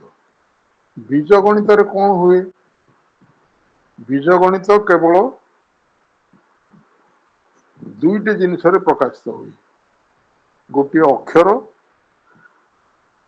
ଆଉ ଗୋଟିଏ ସଂଖ୍ୟା। ସଂଖ୍ୟା ଆଉ ଅକ୍ଷରକୁ ନେଇ ବୀଜ ଗଣିତ ଶାସ୍ତ୍ର ତିଆରି, ଏବଂ ନାନା ଜଟିଳତା ତା ଭିତରେ, ଜଟିଳତା ସମାଧାନ ହୁଏ ସଂଖ୍ୟା ଓ ଅକ୍ଷରକୁ ନେଇକି। ଯେତେ ସମାଧାନ ସବୁ ବୀଜ ଗଣିତରେ ଅଛି, ସେ ସମାଧାନ ଗୁଡାକ ସବୁ ସଂଖ୍ୟା ଆଉ ଅକ୍ଷରରେ ପ୍ରକାଶିତ ହେଇଛି। ତାକୁ ବିଶ୍ଳେଷଣ କରି କରି କରି କରି ଗୋଟେ ତଥ୍ୟଟା ବାହାରେ। ତେଣୁ ବୀଜ ଗଣିତର ଲକ୍ଷଣ ହେଲା ସଂଖ୍ୟା ଆଉ ଅକ୍ଷର, ଏବଂ ତାର ସୂତ୍ରାବଳୀ, ସଂଖ୍ୟାବଳୀ ଓ ଅଭ୍ରାନ୍ତ ସୂତ୍ରାବଳୀ। ସେ ଯୋଉ ସୂତ୍ର ତିଆରି କରିଛି, ସେ ସୂତ୍ର ଅଭ୍ରାନ୍ତ, ତାକୁ ବଦଳେଇ ହବନି। a plus b square is equal to a square plus b square plus 2ab, ଏଇଟାକୁ ବଦଳେଇ ହବ? ଏକୁ ବଦଳେଇ ହବନି। ଏ ଅକ୍ଷରରେ ଲେଖା ହେଇଛି ଏବଂ ଅଙ୍କ ବି ତା ଭିତରେ ଅଛି, କିନ୍ତୁ ତାକୁ ବଦଳେଇ ହବନି। ବୀଜ ଗଣିତ ଦ୍ଵାରା ଏ ଜିନିଷ ତିଆରି ହୁଏ, ଅଭ୍ରାନ୍ତ ସୂତ୍ରାବଳୀ। ଏ ବୀଜ ଗଣିତର ଅଭ୍ରାନ୍ତ ସୂତ୍ରାବଳୀ ଭଳି ବହୁତ ତଥ୍ୟ ବିଶ୍ୱ ପ୍ରକୃତି ଭିତରେ ରଖି ତିଆରି କରିଛି। ତା ଗଣିତ ଶାସ୍ତ୍ରର ଚିହ୍ନାବଳୀର ଏକ ବୀଜ ଗଣିତ। ଗଣିତ ଶାସ୍ତ୍ରର ଚିହ୍ନକୁ ନେଇକରି ସବୁ, ବୀଜ ଗଣିତଟା ଚିହ୍ନକୁ ନେଇକରି। କଣ ଚିହ୍ନ? ଡିଭାଇଡେଡ ଚିହ୍ନ, ପ୍ଲସ୍ ଚିହ୍ନ, ମାଇନସ ଚିହ୍ନ, ଏବଂ ତାର ରୁଟ ଓଭର ଚିହ୍ନ, ଏସବୁ ଚିହ୍ନ ଗୁଡାକୁ ନେଇକରି ପ୍ରକାଶିତ ହୁଏ ବୀଜ ଗଣିତରେ। ସେମିତି ଏସବୁ ଚିହ୍ନାବଳୀର ବୀଜ ଗଣିତରେ ଯେମିତି ଚିହ୍ନା ଯାଏ, ଏଇଭଳି ସବୁ ନାନା ପ୍ରକାର ସେ ଚିହ୍ନାବଳୀ ଦ୍ଵାରା ତାର ସଂଖ୍ୟାବଳୀ ଓ ଅଭ୍ରାନ୍ତ ସୂତ୍ରାବଳୀ, ତାର ସବୁ ସଂଖ୍ୟାବଳୀ ରହିଛି, ଅଭ୍ରାନ୍ତ ସୂତ୍ରାବଳୀ ବିଶ୍ୱ ପ୍ରକୃତିର, ଏସବୁ ଦ୍ଵାରା she builds algebra of her mathematics science. Her means ଏଠି କାହାର? of her mathematics science. Her mathematics means এই ଆମର ଯୋଉ ରିଜନିଂ ମାଇଣ୍ଡ ଗୋଟେ ମ୍ୟାଥମେଟିକ୍ସ ସାଇନ୍ସ ରହିଛି। ସେ ଯେମିତି ମ୍ୟାଥମେଟିକ୍ସ ସାଇନ୍ସରେ ଆଲଜେବ୍ରା ତିଆରି ହେଇଛି, ତାର ଯୋଉ ଚିହ୍ନ ବର୍ଣ୍ଣକୁ ନେଇକରି ଆଲଜେବ୍ରା ତିଆରି ହେଇଛି, ଏବଂ ହର ନମ୍ବରସ୍ ଆଣ୍ଡ ଅନଏରିଂ ଫର୍ମୁଲାସ୍, ତାର ସଂଖ୍ୟାବଳୀ ଏବଂ ଅଭ୍ରାନ୍ତ ସୂତ୍ରାବଳୀ। ନମ୍ବରସ୍ ସଂଖ୍ୟାବଳୀ, ଅନଏରିଂ ଫର୍ମୁଲାସ୍ ହଉଛି ଅଭ୍ରାନ୍ତ ସୂତ୍ରାବଳୀ। ये सबू जिनस बीज गणित थिला भली ये सबू जिनस मैथमेटिकल साइंस जिन मैथमेटिकल साइंस बीज गणित सब रही से भाया नंबर आउ फर्मूला द्वारा जमी बीज गणित से भाया पार्थिव प्रकृति भितर सब जिन रही ए सब को लेकिन से गढ़ी चले तार विषय वस्तु राज्यर सार कथा विषय वस्तु राज्यर सार कथा कौन विषय वस्तु राज्यर सार कथा समरी ऑफ थिंग्स विषय वस्तु राज्यर सार कथा गोटे गछ वृक्ष अच्छे से वृक्षर सार कथा कौन गोटे कीट पतंग अच्छी तार सार कथा कौन जड़े मनीष अच्छी सार कथा कौन सबू विषय गोटे सार कथा अच्छी हुए तो से सार कथार से पहुंची पारनी कि प्रकाशित हो पारनी जमी जड़ भितर सबू अच्छी सेमती वृक्ष भितर भी सब तत्व अच्छी मनीष तत्व भी वृक्ष भितर अच्छी आपण जिते प्राण प्राण पढ़िले जड़ आउ प्राण जिते युक्त है कि कष्टकर वर्णना सी पढ़ी की सारी जो जड़ जड़ आउ प्राण दुईटी जाक अज्ञान क्षेत्र जड़ भयंकर अज्ञान प्राण रे टिके अल्प ज्ञान बाहर चेतना आकार रे प्राण ये उभय जो युक्त होकर एड़े बड़ विश्व ब्रह्मांड को तैयारी कले जड़ आ प्राण मिसी प्रकाशित है तार वर्णना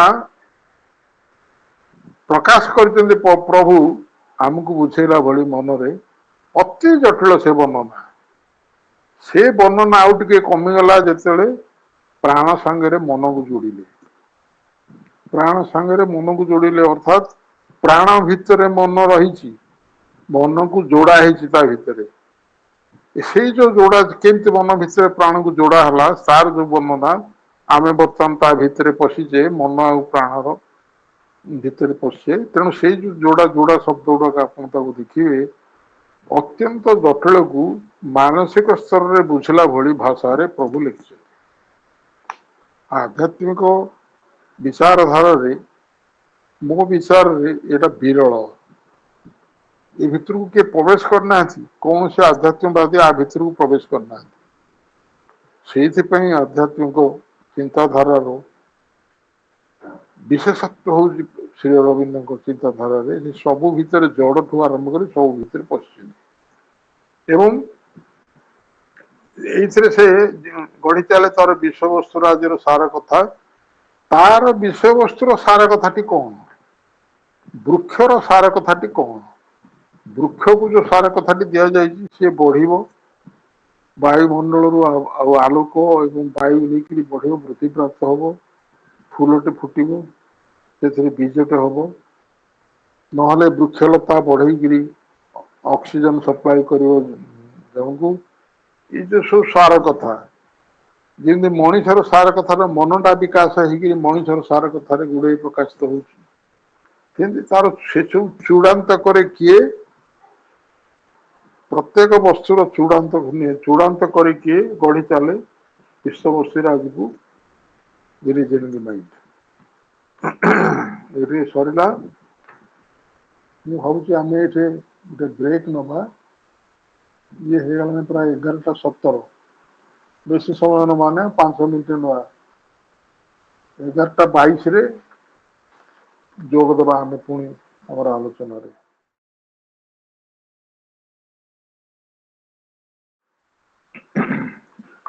आम सेकंड सेक्शन को आसवा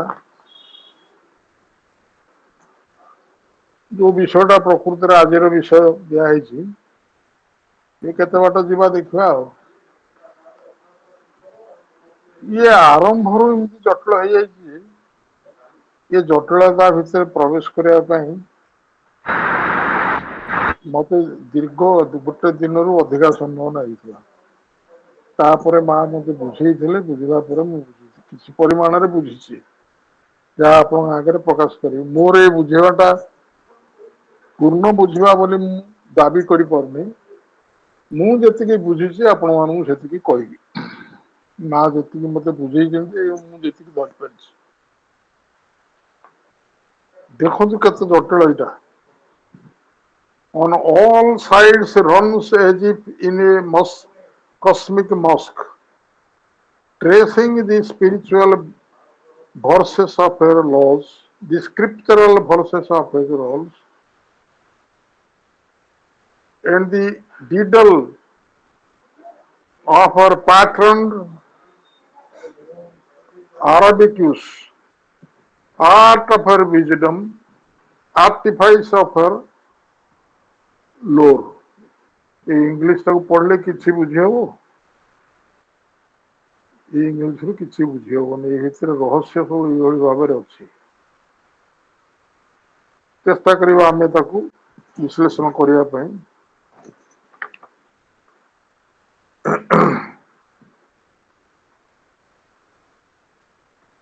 ଏଠି ଗୋଟେ ଅନ୍ ଅଲ୍ ସାଇଡ୍ସ ରନ୍ସ ଟାକୁ ଅଣ୍ଡରଲାଇନ୍ ହବା କଥା। ଏଟା ଅଣ୍ଡରଲାଇନ୍ କରାହେଇନି, ସେଇଟା ତଳକୁ ଆସିବ। ଚତୁର୍ଦିଗରେ ଘୁରି ବୁଲୁଥାଏ ସବା ତଳ ଲାଇନ୍। ତେଣୁ ଏ ପ୍ରଥମ ଲାଇନ୍ ଟିକେ ଛାଡ଼ିଦେବା। ପ୍ରଥମ ଲାଇନ୍ ଟୁ ଛାଡ଼ିଦେବା, ପଛରେ ଆସିବା ପ୍ରଥମ ଲାଇନ୍। ତାପରେ ଅନ୍ୟ ସବୁ ବୁଝିବା। ପ୍ରଥମ ଲାଇନ୍ ର ସେକେଣ୍ଡ ପ୍ରଥମ ଭାଗରେ ଅଛି age if in a cosmic Musk. Cosmic Musk ଅର୍ଥ କସ୍ମିକ୍ ଟାକୁ ବିଶ୍ୱକୁ ଗୋଟିଏ ମସ୍କ ସାଙ୍ଗରେ ତୁଳନା କରାଯାଇଛି। ମସ୍କରେ କଣ ହୁଏ? ମସ୍କ ହଉଛି ତାଙ୍କର ପୂଜା ପୀଠ ମୁସଲିମ ମାନଙ୍କର। ସେ ପୂଜା ପୀଠରେ ଯୋଉ ସବୁ କାନ୍ଥ ଥାଏ, ସେ କାନ୍ଥର ଉର୍ଦ୍ଧ୍ୱ ଭୂମିରେ ବହୁ ଜିନିଷ ଲେଖା ହେଇଥାଏ। ସେଥିରେ ଯେମିତି ଲେଖା ହେଇଥାଏ, ଇଏ ହଉଛି ଏକ କସ୍ମିକ୍, ଏ ସୃଷ୍ଟି ହଉଛି ଏକ କସ୍ମିକ୍ ମସ୍କ। ଏଥିରେ ବି ସବୁ ସେମିତି ଲେଖା ହେଇଛି ମସ୍କରେ। ଯେପରିକି ଏକ କସ୍ମିକ୍ ମସ୍କର ଉର୍ଦ୍ଧ୍ୱରେ ଲେଖା ହେଇଥାଏ, ଏସବୁ ପ୍ରକାଶିତ ବର୍ଷର ଉର୍ଦ୍ଧ୍ୱରେ ବି ସବୁ ଜିନିଷ ଲେଖା ହେଇଛି। କଣ ଲେଖା ହେଇଛି? Tracing the scriptural verses of her laws। ତାର ବିଧାନ ସବୁର ଧର୍ମଶାସ୍ତ୍ର ସମ୍ବନ୍ଧୀୟ ପକ୍ତିମାନ। ଟ୍ରେସିଂ ଟା ଛାଡ଼ି ଦିଅନ୍ତୁ। ତାର ବିଧାନ ସବୁର ଦି ସ୍କ୍ରିପ୍ଚରାଲ ଭର୍ସେସ୍, ବିଧାନ ସବୁର ଧର୍ମଶାସ୍ତ୍ର ସମ୍ବନ୍ଧୀୟ ପଙ୍କ୍ତିମାନ। ସ୍କ୍ରିପ୍ଚରାଲ ଭର୍ସେସ୍ ଅଫ୍ ହର ଲସ୍। ତାର ଚିତ୍ରାଳଙ୍କରଣର ଜଟିଳତା ଓ ନିର୍ବୋଧତା। ପ୍ୟାଟର୍ନ ଆରାବେସ୍କ୍ୟୁସ୍ ଅର୍ଥ ହଉଛି ଚିତ୍ରାଳଙ୍କରଣ। ଚିତ୍ରାଳଙ୍କରଣର ଜଟିଳତା ଓ ଡିଟେଲ ହଉଛି ଜଟିଳତା ଓ ନିର୍ବୋଧତା। ସହଜରେ ତାକୁ ବୁଝି ହବନି। ତାର ପ୍ରଜ୍ଞାର ଚିତ୍ରକଳା, art of her wisdom, artifice of her lore. ତାର ଐତିହ୍ୟ କୌଶଳ ଚାତୁର୍ଯ୍ୟପୂର୍ଣ୍ଣ କଳା କୌଶଳ। ଲୋର୍ ହଉଛି ଐତିହ୍ୟ କୋଷ, ଅର୍ଥାତ୍ ଐତିହ୍ୟର ଯୋଉ କୋଷ ଭିତରେ ଯୋଉ ସବୁ ଜିନିଷ ପୁଞ୍ଜୀଭୂତ ହେଇ ରଖା ହେଇଛି। ଆର୍ଟିଫାଇସ୍ ହେଉଛି ଚାତୁର୍ଯ୍ୟପୂର୍ଣ୍ଣ କଳା କୌଶଳ। ରଖାହେଇଛି କୋଉଠି? ଏହାର ଲୋରରେ ଐତିହାସିକ ରଖାହେଇଛି। ଏସବୁ ସତେ ଯେପରି ଏକ ମହାଜାଗତିକ ମସଜିଦରେ ଅଙ୍କନ କରି ଚତୁର୍ଦିଗରେ ଘୁରି ବୁଲୁଥାଏ। ଏସବୁ ସତେ ଯେପରି ଏକ ମହାଜାଗତିକ ମସଜିଦରେ, ଏ ସମଗ୍ର ଜଗତକୁ ଯଦି ଗୋଟେ ମସଜିଦ ବୋଲି ଧରାଯିବ, ଏ ମସଜିଦର ଚତୁର୍ଦିଗରେ ମହାଜାଗତିକ ମସଜିଦରେ ଯେମିତି ଉର୍ଦ୍ଧ୍ୱରେ ବର୍ଣ୍ଣନା କରାହେଇଥାଏ, ସବୁ ପ୍ରଜ୍ଞାର ସବୁ ଚିତ୍ରକଳା ସବୁ ବର୍ଣ୍ଣନା ହେଇଥାଏ। ଇଏ ବିଶ୍ୱ ବ୍ରହ୍ମାଣ୍ଡକୁ ଯଦି ଗୋଟେ ମସଜିଦ ବୋଲି ଧରାଯିବ, ସେ ମସଜିଦର ସବୁ ଯେତେ ସବୁ ପ୍ରକାଶିତ ହେଇଛି, ସେ ପ୍ରକାଶିତ ବିଷୟ ବର୍ଷର ଉର୍ଦ୍ଧ୍ୱରେ ଚିତ୍ରାଙ୍କନ କରାହେଇଛି। ଚିତ୍ରାଳଙ୍କରଣର ଜଟିଳତା, ନିର୍ବୋଧତା କାହାର? ସ୍କ୍ରିପ୍ଚରାଲ ଭର୍ସେସ୍, ତାର ଆଇନର ଯୋଉ ସବୁ ବିଧାନ ସବୁର ଧର୍ମଶାସ୍ତ୍ର ସମ୍ବନ୍ଧୀୟ ପଙ୍କ୍ତି, ତାର ଚିତ୍ରକଳନର ଜଟିଳତା, ତାର ଚିତ୍ରାଙ୍କନ ଡିଟେଲ ଅଫ ହର ପ୍ୟାଟର୍ନ। ଏଠି ଦେଖନ୍ତୁ ଫୁଲ କମାଟା ଏଇଠିକି ଆସିଲା, ଏ ତିନିଟା ଯାକ ତିନିଟା ଯାକ ଲାଇନର ଏଇଠି କମା ଦିଆଯାଇଛି।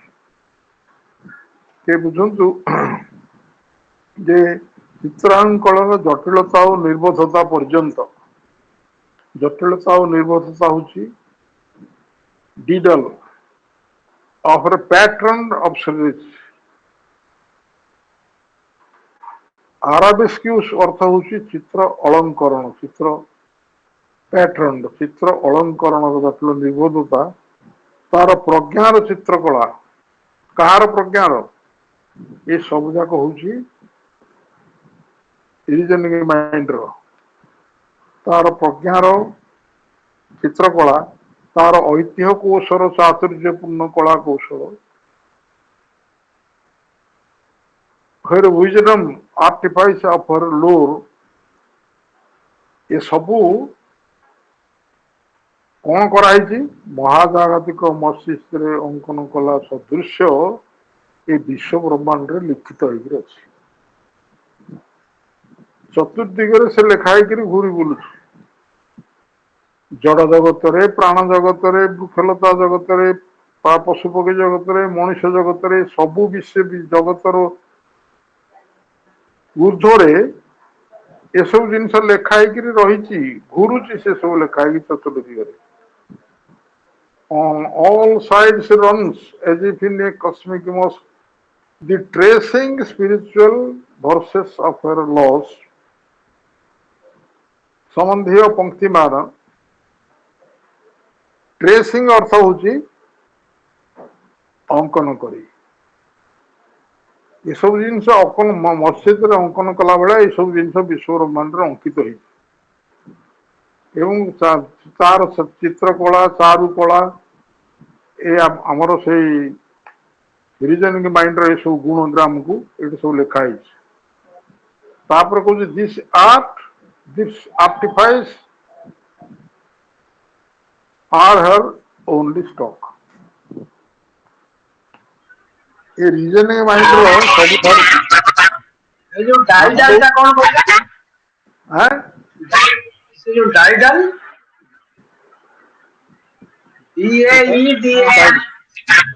ଡାଇଡାଲ ହଉଛି ଜଟିଳତା ଓ ନିର୍ବୋଧତା,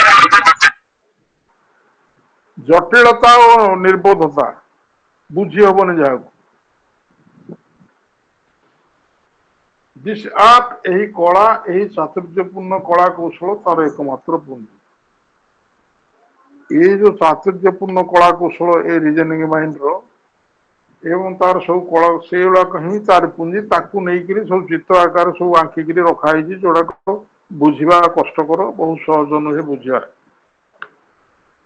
In her high works of pure intelligence, in her withdrawal from the senses trap, there comes no breaking of the walls of mind, there lives no rendering flush of absolute power, there dawns no light of heavenly certitude। ବିଶୁଦ୍ଧ ବୁଦ୍ଧିର ତାର ସମୁଚ୍ଚ କର୍ମ ସବୁରେ,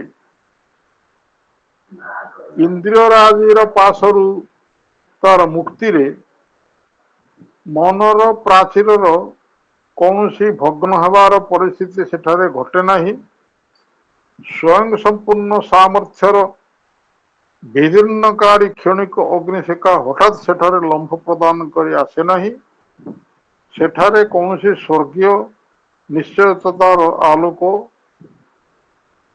ଆଲୋକର ଉଷା ଉଦିତ ହୁଏ ନାହିଁ। ଏସବୁ କୋଉଠାରେ? Reasoning mind କ୍ଷେତ୍ରରେ କଣ ହୁଏ? ବୁଦ୍ଧିର ତାର ସମୁଚ୍ଚ କର୍ମ ସବୁରେ। ରିଜନିଂ ମାଇଣ୍ଡ କୋଉଥିରେ କାମ କରେ? ବୁଦ୍ଧି ବଳରେ। ବୁଦ୍ଧିଟା ହଉଛି ତାର ଅସ୍ତ୍ର। ତେଣୁ ବୁଦ୍ଧିର ସମୁଚ୍ଚ କର୍ମ ସବୁରେ, ବୁଦ୍ଧିର ସମୁଚ୍ଚ କର୍ମ ବୁଦ୍ଧିର ସମୁଚ କର୍ମରେ ବୈଜ୍ଞାନିକ ଜଣେ ତାର ବୁଦ୍ଧି ପ୍ରୟୋଗ କରି ନୂଆଟେ ଉଦ୍ଭାବନ କଲା, ସେଟା କଣ ନଥିଲା କି? କିନ୍ତୁ ରିଜନିଂ ମାଇଣ୍ଡର ବୁଦ୍ଧି ପ୍ରୟୋଗ କରି ତାକୁ ଉଦ୍ଭାବନ କଲା। ସେମିତି ଗୋଟେ ବିଖ୍ୟାତ ସାହିତ୍ୟ ଲେଖା ହେଲା, କିଏ କଲା? ରିଜନିଂ ମାଇଣ୍ଡ କଲା। ତାର ଆର୍ଟ କଳା କୌଶଳ କଲା, ତାର ବୁଦ୍ଧିର କର୍ମ ସବୁ ସମୁଚ୍ଚ କର୍ମ ଦ୍ୱାରା ସେ ଲେଖିଲା। ସେଇଟା ସମୁଚ୍ଚ କର୍ମ ନ ହେଇଥିଲେ ସେ ଏତେ ସୁନ୍ଦର ସାହିତ୍ୟ ରଚନା ହେଇପାରିନଥାନ୍ତା, କବିତା ରଚନା ହେଇପାରିନଥାନ୍ତା, ଲେଖା ହେଇପାରିନଥାନ୍ତା। ଏସବୁ ବୁଦ୍ଧି ବା ରିଜନିଂ ମାଇଣ୍ଡର ବୁଦ୍ଧିର କ୍ରିୟା ବଳରେ ଏସବୁ ସମ୍ଭବ। ଏ କର୍ମ ସବୁରେ ଇନ୍ଦ୍ରିୟରାଜର ପାଶରୁ ତାର ମୁକ୍ତିରେ। ଆପଣ ଦେଖନ୍ତୁ କେତେ ଚମତ୍କାର କଥାଟି ଲେଖା ହେଇଛି। ସେ ଯେ ଇନ୍ଦ୍ରିୟର ଖାପଛରେ ପଡିଥାନ୍ତା କିଛି କରିପାରିବନି। ବିଦ୍ୟା ବୁଦ୍ଧି ଯଦି ଇନ୍ଦ୍ରିୟ ଭିତରେ ପଡିଯିବ ତାହେଲେ ଆଗକୁ କିଛି ଯାଇପାରିବନି। ବିଦ୍ୟା ବୁଦ୍ଧିରେ ପଡିଯିବ କଣ? ଇନ୍ଦ୍ରିୟ ବୁଦ୍ଧିରେ ପଡିଯିବ ମାନେ କଣ? ଆମ ଇନ୍ଦ୍ରିୟ ଯାହାକୁ କହିବ, ଯୋଉଟାକୁ ଦେଖୁଛୁ ସେଇଟା ବି ସତ୍ୟ ବୋଲି ଜାଣିଛୁ, ଏବଂ ଯୋଉଟା ଶୁଣୁଛୁ ସେଟାକୁ ସତ୍ୟ ବୋଲି ଜାଣୁଛୁ, ଯାହାଠୁ ଯାହା ଶୁଣୁଛୁ। ଏସବୁ ଇନ୍ଦ୍ରିୟ ଦ୍ୱାରା ସବୁ ଯୋଉ ଜିନିଷ ଆମର ଜ୍ଞାନ ହାସଲ ହୁଏ, ତା ଭିତରେ ଯଦି ବନ୍ଦୀ ହେଇଯିବ ପ୍ରଜ୍ଞା, ତା ଭିତରେ ଯଦି ବନ୍ଦୀ ହେଇଯିବ ରିଜନିଂ ମାଇଣ୍ଡ, ସେ କିଛି କରିପାରିବନି। ସେ ଭିତରୁ ମୁକ୍ତି ହେଲେ ନୂଆ ଜିନିଷ ତା ଭିତରେ ପ୍ରବେଶ କରେ। ସେ ତ ବାନ୍ଧି ହେଇଯିବ ସେଥିରେ, ନାଇଁ ତୁ କି ଜାଣିନୁ, ତା ଭିତରକୁ ଯାଇପାରିବନି, ରହିଲା ସେଠି। ସେ ଭିତରୁ ମୁକ୍ତି ହେଲେ ଯାଇକିରି, ଏଇ ଇନ୍ଦ୍ରିୟ ବୋଧର ଜିନିଷରୁ ମୁକ୍ତି ହେଲେ ସେଇଠି ପ୍ରକାଶିତ ହବ ବୁଦ୍ଧି ସେଠି ପ୍ରକାଶିତ ହବ। ବୁଦ୍ଧି ଦ୍ୱାରା ସେ କିଛି ନୂଆ ଜିନିଷ ପ୍ରକାଶ କରିବ। ଆପଣ ଦେଖନ୍ତୁ, ଆମର ଇନ୍ଦ୍ରିୟରେ ଯେତେ ଜିନିଷ ସବୁ କଥା ଦେଖୁଛୁ, ତା ଭିତରେ ଯଦି ବନ୍ଦୀ ହେଇଯିବ ଜଣେ କବି, ତାର କବିତ୍ୱ ପ୍ରକାଶ ହେଇପାରିବ? ଜଣେ ବୈଜ୍ଞାନିକ ତାର ବିଜ୍ଞାନ ତା ଦେହରୁ ମୁକ୍ତ ନାହିଁ, ସେଇଟା ଠିକ ନୁହେଁ, ମୁଁ ଆ ଉପରେ ଗବେଷଣା କରି ଜାଣିବି କୋଉଟା ଠିକ। ଇନ୍ଦ୍ରିୟ ଦେଖୁଛି ଏଇଟା ଠିକ, ଇନ୍ଦ୍ରିୟ କହୁଛି ଏଇଟା ଠିକ, ତା କୌଶଳ ଭିତରେ ମୁଁ ବନ୍ଦୀ ହେବିନି। ମୁଁ ଦେଖୁଛି ତା ଭିତରେ ଆଉ ଗୋଟେ କଣ ଅଛି, ତାକୁ ମୁଁ ଦେଖିବି, ତାହେଲେ ଇନ୍ଦ୍ରିୟଠୁ ମୁକ୍ତି ହେଲା। ତେଣୁ ଇନ୍ଦ୍ରିୟରାଜର ପାଶରୁ ତାର ମୁକ୍ତି ହେଲା ପରେ ମନର ପ୍ରାଚୀରର କୌଣସି ଭଗ୍ନ ହେବାର ପରିସ୍ଥିତି ସେଠାରେ ଘଟେ ନାହିଁ। ଦେଖନ୍ତୁ, କେତେ ଜଟିଳ କଥାକୁ କେତେ ଇଏରେ ବର୍ଣ୍ଣନା କରୁଛି। ମନର ପ୍ରାଚୀର, ପ୍ରତ୍ୟେକ ବ୍ୟକ୍ତିର ଯୋଉ ମନଟି ଅଛି, ସେ ମନର ଗୋଟେ ପ୍ରାଚୀର ଅଛି। ଯେମିତି ଆଗରୁ ଆମେ ପଢିଲେ ଅଜ୍ଞାନତାର ପ୍ରାଚୀର, କିନ୍ତୁ ମନର ମଧ୍ୟ ଗୋଟେ ପ୍ରାଚୀର ଅଛି, ସେ ବିୟଣ୍ଡ ଯାଇନି। ମନର ପ୍ରାଚୀର ଟା ନ ଭାଙ୍ଗିଲେ ସେ ମନର ପରବର୍ତ୍ତୀ ଜିନିଷକୁ ଯିବ କେମିତି? ଏଇ ଯୋଉ ମନର କଥା ଭାବିଲେ ହାୟର ମାଇଣ୍ଡ କୁ ଯିବ କେମିତି? ମନ ଭିତରେ ବନ୍ଦୀ ହେଇକି ରହିଲେ ହାୟର ମାଇଣ୍ଡ କୁ ଯିବ କେମିତି? ହାୟର ମାଇଣ୍ଡ ର ପ୍ରାଚୀର ନ ଭାଙ୍ଗିଲେ ଇଲୁମିନି ମାଇଣ୍ଡ କୁ କେମିତି ଯିବ? ତା ପ୍ରାଚୀର ନ ଭାଙ୍ଗିଲେ ସେ ଇଣ୍ଟୁଇଟିଭ ମାଇଣ୍ଡ କୁ କେମିତି ଯିବ? ତେବେ ପ୍ରଚୀର ଗୁଡାକୁ ଭାଙ୍ଗିଲେ ଯାଇକିରି ଅନ୍ୟ ଜିନିଷକୁ ଯାଇ ହବ। ଏଠି କହୁଛି ଯେ ଏଇ ଯୋଉ ରିଜନିଂ ମାଇଣ୍ଡ ର ପ୍ରାଚୀର ଭାଙ୍ଗେ ନାହିଁ। ଯଦିও ସେ ନୂତନ ଜିନିଷ ସୃଷ୍ଟି କରେ, ପ୍ରାଚୀର ଭାଙ୍ଗେ ନାହିଁ। ମନ ଇନ୍ଦ୍ରିୟ ରାଜ୍ୟରୁ ସେ ମୁକ୍ତ ହୁଏ। ମୁକ୍ତ ହେଇକିରି ଗୋଟେ ଜିନିଷ, ନୂଆ ଜିନିଷ ତିଆରି କରିବାକୁ ଯାଏ, କିନ୍ତୁ ମନର ପ୍ରାଚୀର ଟା ଭାଙ୍ଗେ ନାହିଁ। ସେ ପ୍ରାଚୀର ଭାଙ୍ଗେ ନାହିଁ, କୌଣସି ଭଗ୍ନ ହବାର କୌଣସି ପରିସ୍ଥିତି ସେଠାରେ ଘଟେ ନାହିଁ। ଏବଂ ସ୍ଵୟଂ ସମ୍ପୂର୍ଣ୍ଣ ସାମର୍ଥ୍ୟର ବିଦୀର୍ଣ୍ଣକାରୀ କ୍ଷଣିକ ଅଗ୍ନିଶିଖା ହଠାତ୍ ସେଠାରେ ଲମ୍ବ ପ୍ରଦାନ କରି ଆସେ ନାହିଁ। କି କଥା ଇଏ! ଆବସଲ୍ୟୁଟ ପାୱାର, ସ୍ୱୟଂ ସମ୍ପୂର୍ଣ୍ଣ ସାମର୍ଥ୍ୟ ର the leap of rending plus leap of rending plus leap वाले विदीर्णकारी सॉरी लीप माने लंफ प्रदान करी आसवा, झांप मारिक आसवा। एवं किए विदीर्णकारी क्षणिक अग्निशिखा रेंडिंग फ्लश ଫ୍ଲାସ୍ ହଉଛି କ୍ଷଣିକ ଅଗ୍ନିଶିଖା, ରେଣ୍ଡିଂ ହଉଛି ବିଦୀର୍ଣ୍ଣକାରୀ। ଗୋଟେ ଅଗ୍ନିଶିଖା ହଠାତ୍ ଭିତରକୁ ଆସିବ, ଗୋଟେ ନୂତନ ତତ୍ଵ ସେ ଧରିକି ଆସିବ, ସିଏ ହଠାତ୍ ଡେଇଁକିରି ଆସିବ। କୋଉଠୁ ଆସିବ? ଆବସଲ୍ୟୁଟ ପାୱାର। ହଠାତ୍ ଡେଇଁକିରି ଆସିବ, ସିଏ ଡେଇଁକିରି ଆସେ ନାହିଁ ପ୍ରଜ୍ଞା ଭିତରେ। ମୋର ମନେ ହଉଛି ବେଳେ ବେଳେ ମୁଁ ସାବିତ୍ରୀ କଥା ପଢୁଛି, ହଠାତ୍ ଗୋଟେ ଶବ୍ଦ ଖୋଜୁଥିବି କଣ ତା ଅର୍ଥ, ହଠାତ୍ ସେ ଜମ୍ପ କରି ଆସିବ, ସତେ ଯେମିତି ମୁଁ ଆଗରୁ ପଢିଛି ତାକୁ।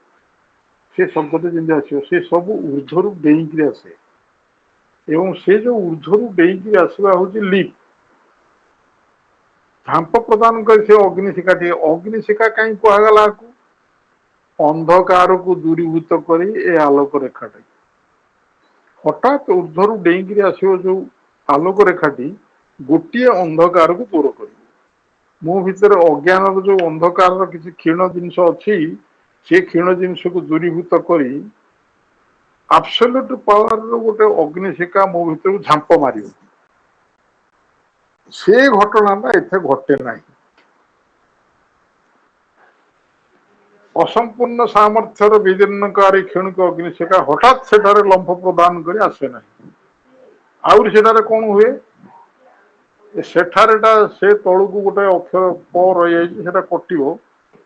ସେଠାରେ ମୁଁ ଲେଖିଥିଲି, ସେଟା ସେ ଛାଡି ଦେଇଛନ୍ତି। ସେଠାରେ କୌଣସି ସ୍ୱର୍ଗୀୟ ନିଶ୍ଚିତତାର ଆଲୋକର ଉତ୍ସାହର ଉଦ୍ଭବ ହୁଏ ନାହିଁ।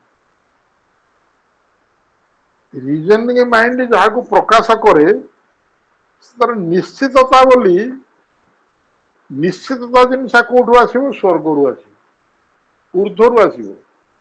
ଊର୍ଦ୍ଧ୍ୱରୁ ସେ ନିଶ୍ଚିତତା ଆସିବ, କିନ୍ତୁ ସେଠାରେ କୌଣସି ସ୍ୱର୍ଗୀୟ ନିଶ୍ଚିତତା, ହଠାତ୍ ଏଇଟା ଶୁଦ୍ଧ, ଏଇଟା ତମ କଲା କଳା, ଆର ଆଉ ଅଧିକା କିଛି ନାହିଁ, ଏ ଜିନିଷଟା ରିଜନିଂ ମାଇଣ୍ଡ କରିପାରିବନି। ଆଲୋକର ଉଷା, ଏଇ ନିଶ୍ଚିତ ଆଲୋକର ଉଷା ସେଠାରେ ଉଦ୍ଭବ ହୁଏ ନାହିଁ। Dance A million faces wears her knowledge here, and every face is turbaned with a doubt. All new, all now is questioned, all reduced to naught. ସବୁ କହି କହିକି ଆଣିଲା ପରେ ରିଜନିଂ ମାଇଣ୍ଡର ଲିମିଟେସନ୍ସ କହିଦେବେ। ରିଜନିଂ ମାଇଣ୍ଡ ଗୋଟେ million faces ware for knowledge. ଜଣେ ଦାର୍ଶନିକ ତାର ଗୋଟେ ତତ୍ଵକୁ ଜାଣିଲା, ଆଉ ଜଣେ ଦାର୍ଶନିକ ତାର ବିପରୀତ ତତ୍ଵକୁ ଜାଣିଲା। ଜଣେ ବୈଜ୍ଞାନିକ ଗୋଟେ ତତ୍ଵକୁ ବାହାର କରି ଛାଡିଦେଲା ଏଇଟା ସତ୍ୟ ବୋଲି, ଆଉ ଜଣେ ବୈଜ୍ଞାନିକ ଆସିକି ତା ଠାରୁ ଊର୍ଦ୍ଧ୍ୱତର ଜିନିଷଟା ବାହାର କଲା। ଯୋଉ ବି ବୈଜ୍ଞାନିକ କହିଲା ଏଇଟା ସତ୍ୟ, ତା ପରବର୍ତ୍ତୀ ପର୍ଯ୍ୟାୟକୁ ସେ ବାହାର କଲା। ଏଇଭଳି ବାହାର କରି କରି ରିଜନିଂ ମାଇଣ୍ଡ ସବୁ ଜିନିଷ, ନୂଆ ନୂଆ ଜିନିଷ ବାହାର ପ୍ରକାଶ କରେ। ତେଣୁ ସେ କହୁଛନ୍ତି ତାର ଜ୍ଞାନ, ତାର ନଲେଜ ଏଠାରେ ପରିଧାନ କରିଥାଏ ଏକ ନିୟୁତ ମୁଖ। ଯେତେ କବି, ଯେତେ ଲେଖକ, ଯେତେ ବୈଜ୍ଞାନିକ, ଏଇ ଯୋଉ ନିୟୁତ ମୁଖ ଭିତରେ ସେ ନିଜକୁ ପ୍ରକାଶ କରିଥାଏ। Million faces wear her knowledge here. ଗୋଟିଏ ଗୋଟିଏ ତତ୍ଵକୁ ସମସ୍ତେ ଧାରଣ କରିଥାନ୍ତି। Million faces. ଆହୁରି କଣ ହୁଏ? And every face is turbaned with a doubt. ଅସୁବିଧା କଥାଟି ହେଲା, ଯୋଉ ଫେସରେ, ଯୋଉ ମୁଖରେ ଗୋଟିଏ ନୂତନ ଜ୍ଞାନ ପ୍ରକାଶିତ ହୁଏ ବୋଲି କୁହାଯାଏ, ସେଟା ନିଶ୍ଚିତତା ନାହିଁ। ଆଗରେ ଯୋଉ ନିଶ୍ଚିତତା କୁହାଗଲା, ସ୍ୱର୍ଗୀୟ ନିଶ୍ଚିତତା ସେଥିରେ ନଥାଏ ବୋଲି, ଇଏ ସ୍ୱର୍ଗୀୟ ନିଶ୍ଚିତତା ନଥାଏ। ତେଣୁ ତାର ମୁଣ୍ଡରେ ଗୋଟେ ପଗଡି ବନ୍ଧା ହେଇଥାଏ ଡାଉଟ୍। ଯୋଉଟା ସେ ସତ୍ୟଟା ବାହାର କଲା, ସେଇଟା ପୂର୍ଣ୍ଣ ତତ୍ଵ ନୁହେଁ ବୋଲି ଗୋଟେ ପଗଡି ବନ୍ଧା ହେଇଥାଏ ସେ ତତ୍ଵରେ। And every face is turbaned with a doubt. ଯୋଉ ଫେସରେ ସେ ଜ୍ଞାନଟି ପ୍ରକାଶିତ ହେଲା, ତା ମୁଣ୍ଡରେ ଗୋଟେ ପଗଡା ବନ୍ଧା ହେଇଛି, ସେ ପଗଡିଟା ହଉଛି ସନ୍ଦେହ। ପ୍ରତ୍ୟେକ ମୁଖ ଏକ ସନ୍ଦେହ ଦ୍ୱାରା ମସ୍ତକ ମଣ୍ଡିତ ହୋଇଥାଏ। all now is questioned, all reduced to not. ବର୍ତ୍ତମାନ ସବୁ କିଛି ପ୍ରଶ୍ନାକ୍ରାନ୍ତ, ପ୍ରଶ୍ନ ଦ୍ୱାରା ଆକ୍ରାନ୍ତ ସବୁ କିଛି। ଏଇଟା କେମିତି ହେଲା? ଜଣେ ବୈଜ୍ଞାନିକ ଗୋଟେ କଥା କହିଲା, ଏଇଟା କେମିତି ହେଲା? ସେଟାକୁ ଯଦି ସେ ସମାଧାନ କରିପାରିବନି, ସେ ଏଟା ଗଲା। ଏବଂ ସବୁକିଛି ଅନାସ୍ତି ଆଡ଼କୁ ନିମ୍ନଗମ। ଯେତେବେଳେ ତାର ସମାଧାନ ନ ହବ, ସେ ଅନାସ୍ତି ଆଡ଼କୁ ଯିବ। ଏଟା ଅନାସ୍ତି ହେଇଯାଇଛି, ଅନସ୍ତି ହବ। ଯାହା ହଉ, once monumental in their massive craft, for old great mystic writings disappear, and into their place start strict ephemeral signs. ମୁଁ ଭାବୁଛି ଆମେ ତ ସମୟ ସରି ଆସିଲାଣି, ଏ ପୋର୍ସନଟା ଥାଉ, ତ ରହିଯାଉଛି, ସରୁନି। ଏଇ ଯୋଉ ୱାନ୍ସ ମନ୍ୟୁମେଣ୍ଟାଲ କ୍ରାଫ୍ଟ, ଆ ଭିତରେ ଟିକେ ବୁଝିବାର ଜିନିଷ ଅଛି।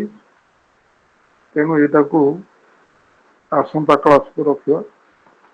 ଆଶା କରୁଛି ଆପଣମାନେ କିଛି ଆ ଦ୍ୱାରା ଉପକୃତ ହେଇଥିବେ। କେତେ ଦୂର ଉପକୃତ ହେଇଥିବେ ମୁଁ ନିଶ୍ଚିତ ନୁହେଁ। ମୋର କ୍ଷମତା ଭିତରେ ମା ମତେ ଦେଇଥିବା ଜିନିଷକୁ ଯେତିକି ଧରି ପାରିଛି, ସେତିକି ଆପଣଙ୍କ ପାଖରେ ମୁଁ ପ୍ରକାଶ କରୁଛି। ଏବଂ କେହି କହିପାରିବନି ଏଇଟା ହିଁ ସାବିତ୍ରୀର ସତ୍ୟ। ଯେମିତି ରିଜନିଂ ମାଇଣ୍ଡ ୟାକୁ ଧରିପାରେନି, ଗୋଟେ ତତ୍ତ୍ୱକୁ ସନ୍ଦେହ ଥାଏ। ଆମେ ତ ବର୍ତ୍ତମାନ ସେ ରିଜନିଂ ମାଇଣ୍ଡ କି ଧରିକି ଯାହା ହେଲେ ବୁଝିବା। ଆଉ ଆମ ସାଧାରଣ ଭିତରେ ଯଦି ହାୟର ମାଇଣ୍ଡ କି ଇଏ ମାଇଣ୍ଡ ପ୍ରକାଶିତ ନ ହୁଏ, ତାହେଲେ ତତ୍ତ୍ୱକୁ ବୁଝି ହବନି। ତତ୍ତ୍ୱକୁ ବୁଝିବାକୁ ହେଲେ ସାଧାରଣ ମନରୁ ଉର୍ଦ୍ଧ୍ୱକୁ ଉଠିବାକୁ ହବ। ଯେତିକି ଯେତିକି ଉର୍ଦ୍ଧ୍ୱକୁ ଯାଇଥିବ, ତ ସତ୍ୟ ସେତିକି ସେତିକି ପ୍ରକାଶିତ ହେଇଥିବ, ଅନ୍ଧକାର ସେତିକି ସେତିକି ଦୂରୀଭୂତ ହଉଥିବ, ଆଲୋକ ସେତିକି ସେତିକି ପ୍ରକାଶିତ ହଉଥିବ। ତେଣୁ ୟାକୁ ସବୁ ଜାଣିବା ପାଇଁ ହେଲେ ସେଇଭଳିଆ ମନର ବିକାଶ ଦରକାର। ଆମ ଭିତରେ ସାଧନା ମୂଳରେ ଯଦି ମନର ବିକାଶ ଆଗକୁ କରିପାରିବା, ଯାଇକି ତାକୁ କିଛି ପରିମାଣରେ ବୁଝିହବ। ଏବଂ ଗୁରୁତ୍ୱପୂର୍ଣ୍ଣ କଥା ହେଲା, ଯଦି ଚୈତ୍ୟ ସତ୍ତା ପ୍ରକାଶିତ ହେଇଯାଆନ୍ତି, ଆମର ସରେଣ୍ଡର ଭିତରେ ଚୈତ୍ୟ ସତ୍ତା ଯଦି ପ୍ରକାଶିତ ହେଇଯାଆନ୍ତି, ଚୈତ୍ୟ ସତ୍ତା ସବୁ ବୁଝିଦେବେ। ସେ ପର୍ଯ୍ୟନ୍ତ ଆମକୁ ପୂର୍ଣ୍ଣ ଭାବରେ ସବୁ ବୁଝିବା ପାଇଁ ଅପେକ୍ଷା କରିବାକୁ ପଡ଼ିବ। କିନ୍ତୁ ଏମିତି ଟିକେ ଟିକେ ବୁଝୁ ବୁଝୁ ଚୈତ୍ୟ ସତ୍ତା ପ୍ରକାଶିତ ହେବ ନା। ମୋର ତ ଚୈତ୍ୟ ପ୍ରକାଶିତ ହେଇନି, ମୁଁ କାହିଁ ତା ଭିତରେ ପଶିବି? ଗଲେ ଗଲା, ରହିଲା ସେଠି। ମୁଁ ୟା ଭିତରେ ଦେଇକିରି ମୋ ଚୈତ୍ୟ ସତ୍ତାକୁ ପ୍ରକାଶ କରିବି ଯଦି ମନେ କରିକି ସେ ଭିତରେ ପ୍ରବେଶ କରାଯାଏ। ଯେମିତି ମା କହିଛନ୍ତି, ସାବିତ୍ରୀ ବିଷୟରେ କହିଛନ୍ତି, ସାବିତ୍ରୀ ଯଦି ନିୟମିତ ଭାବରେ ପାଠ କରାଯାଏ, କିଛି ଦିନ ପରେ ତମ ଭିତରେ ଗୋଟେ ଆଲୁଅ ଜଳିବ। ଏବଂ ସେ ଆଲୁଅଟି ହଉଛି ଚୈତ୍ୟ ସତ୍ତା। ମୁଁ ସେ ବାକ୍ୟ ଆଣିନି ଆପଣଙ୍କୁ କହିବାକୁ। ସେ ଆଲୁଅ ହଉଛି ଚୈତ୍ୟ ସତ୍ତା ତମ ଭିତରେ ପ୍ରକାଶିତ। ଖାଲି ସାବିତ୍ରୀ ପାଠ କରିବା ଦ୍ୱାରା, ନିୟମିତ ଭାବରେ ଯଦି ସାବିତ୍ରୀ ପାଠ କରାଯାଏ, ଯେହେତୁ ସେ ମନ୍ତ୍ର ସେ ରିଭିଲ କରିବ ସେ ମନ୍ତ୍ର ଶକ୍ତି, ଏବଂ ସେ ତମ ଭିତରେ ଚୈତ୍ୟ ସତ୍ତାର ଛୋଟିଆ ଆଲୁଅଟେ ଜଳିବ ଏବଂ ସେ ବୃଦ୍ଧି ପ୍ରାପ୍ତ ହବ। ସିଏ ଆସିଲେ ସବୁ ଜ୍ଞାନ ତା ଭିତରକୁ ଆସିବ। ରିଜନିଂ ମାଇଣ୍ଡ ଆଉ ସେଠି କିଛି କାମ କରିବନି। ଚୈତ୍ୟ ସତ୍ତା ସବୁ ଜ୍ଞାନକୁ ସେ ଭିତରେ ପ୍ରତିଫଳିତ କରିବ। ସେଥିପାଇଁ ସାବିତ୍ରୀକୁ ଗୋଟେ ଅସ୍ତ୍ର ହିସାବରେ ଆମେ ବ୍ୟବହାର କରିବା। ଡେଲି ତାକୁ କିଛି ପଢିବା। ମୁଁ ଏଇଟା ମୋର ପଢାରୁ କହୁନି, ମୋର ଏଇଟା ଅନୁଭୂତିରୁ କହୁଛି। ଯେତେବେଳେ ମୁଁ ପ୍ରଥମେ, ମତେ କିଏ କହିବ, ମୁଁ ସାବିତ୍ରୀ ପ୍ରବେଶ କରିନଥିଲି, ଡରୁଥିଲି ସାବିତ୍ରୀ। ବହିଟାକୁ ଥୁଆ ହେଇଥିଲା ସେତେବେଳେ 80 ମସିହା ପାଠଚକ୍ରର ଦାୟିତ୍ୱରେ ମୁଁ ଥିଲି। ପ୍ରାୟ 59 ମସିହା ଠାରୁ, 69 ମସିହା ଠାରୁ 83 ମସିହା ପର୍ଯ୍ୟନ୍ତ ମୁଁ ବ୍ରହ୍ମପୁର ପାଠଚକ୍ରର ସେକ୍ରେଟାରୀ ଥିଲି। ସେ ସମୟରେ ମାଙ୍କୁ 1970 ମସିହାରେ ମାଙ୍କର ସ୍ପେଶାଲ ଦର୍ଶନ ଲାଭ କରିଥିଲି। ତା ପରବର୍ତ୍ତୀ କଥା ଛାଡ। ତେଣୁ ସେ ଭିତରେ ଏ ଭିତରେ ଧୀରେ ମା ମତେ ହଠାତ୍ ଦିନେ ଆସିଲା ମୋ ଭିତରକୁ, ହ୍ୱାଇ ନଟ୍ ରାଇଟ୍ ସାବିତ୍ରୀ। କିଛି କାରଣ ନାହିଁ, ମୁଁ ସାବିତ୍ରୀ ବିଷୟରେ କିଛି ବି ଜାଣିନି। ଏବେ ଯୋଉଟା କହୁଛି ମାଙ୍କର ବକ୍ତବ୍ୟ 8 ପୃଷ୍ଠା ବ୍ୟାସୀ ବକ୍ତବ୍ୟ, ତାକୁ ଦେଖିନି।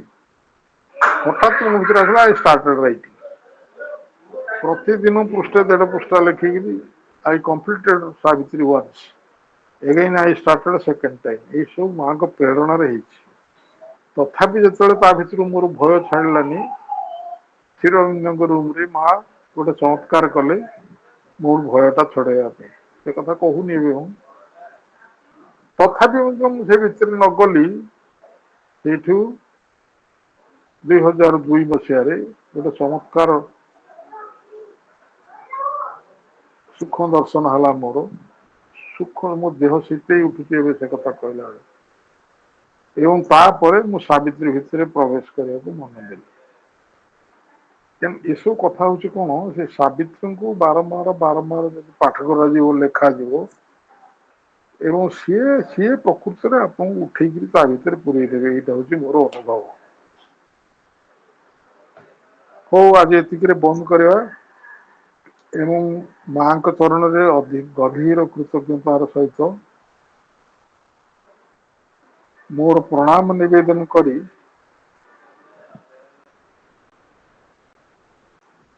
ଆଜିର ବକ୍ତବ୍ୟକୁ ବନ୍ଦ କରୁଛି। ଆପଣମାନଙ୍କୁ ସମସ୍ତଙ୍କୁ ଧନ୍ୟବାଦ ଦଉଛି ସମୟ ଦେଇ ଶୁଣିଥିବାରୁ।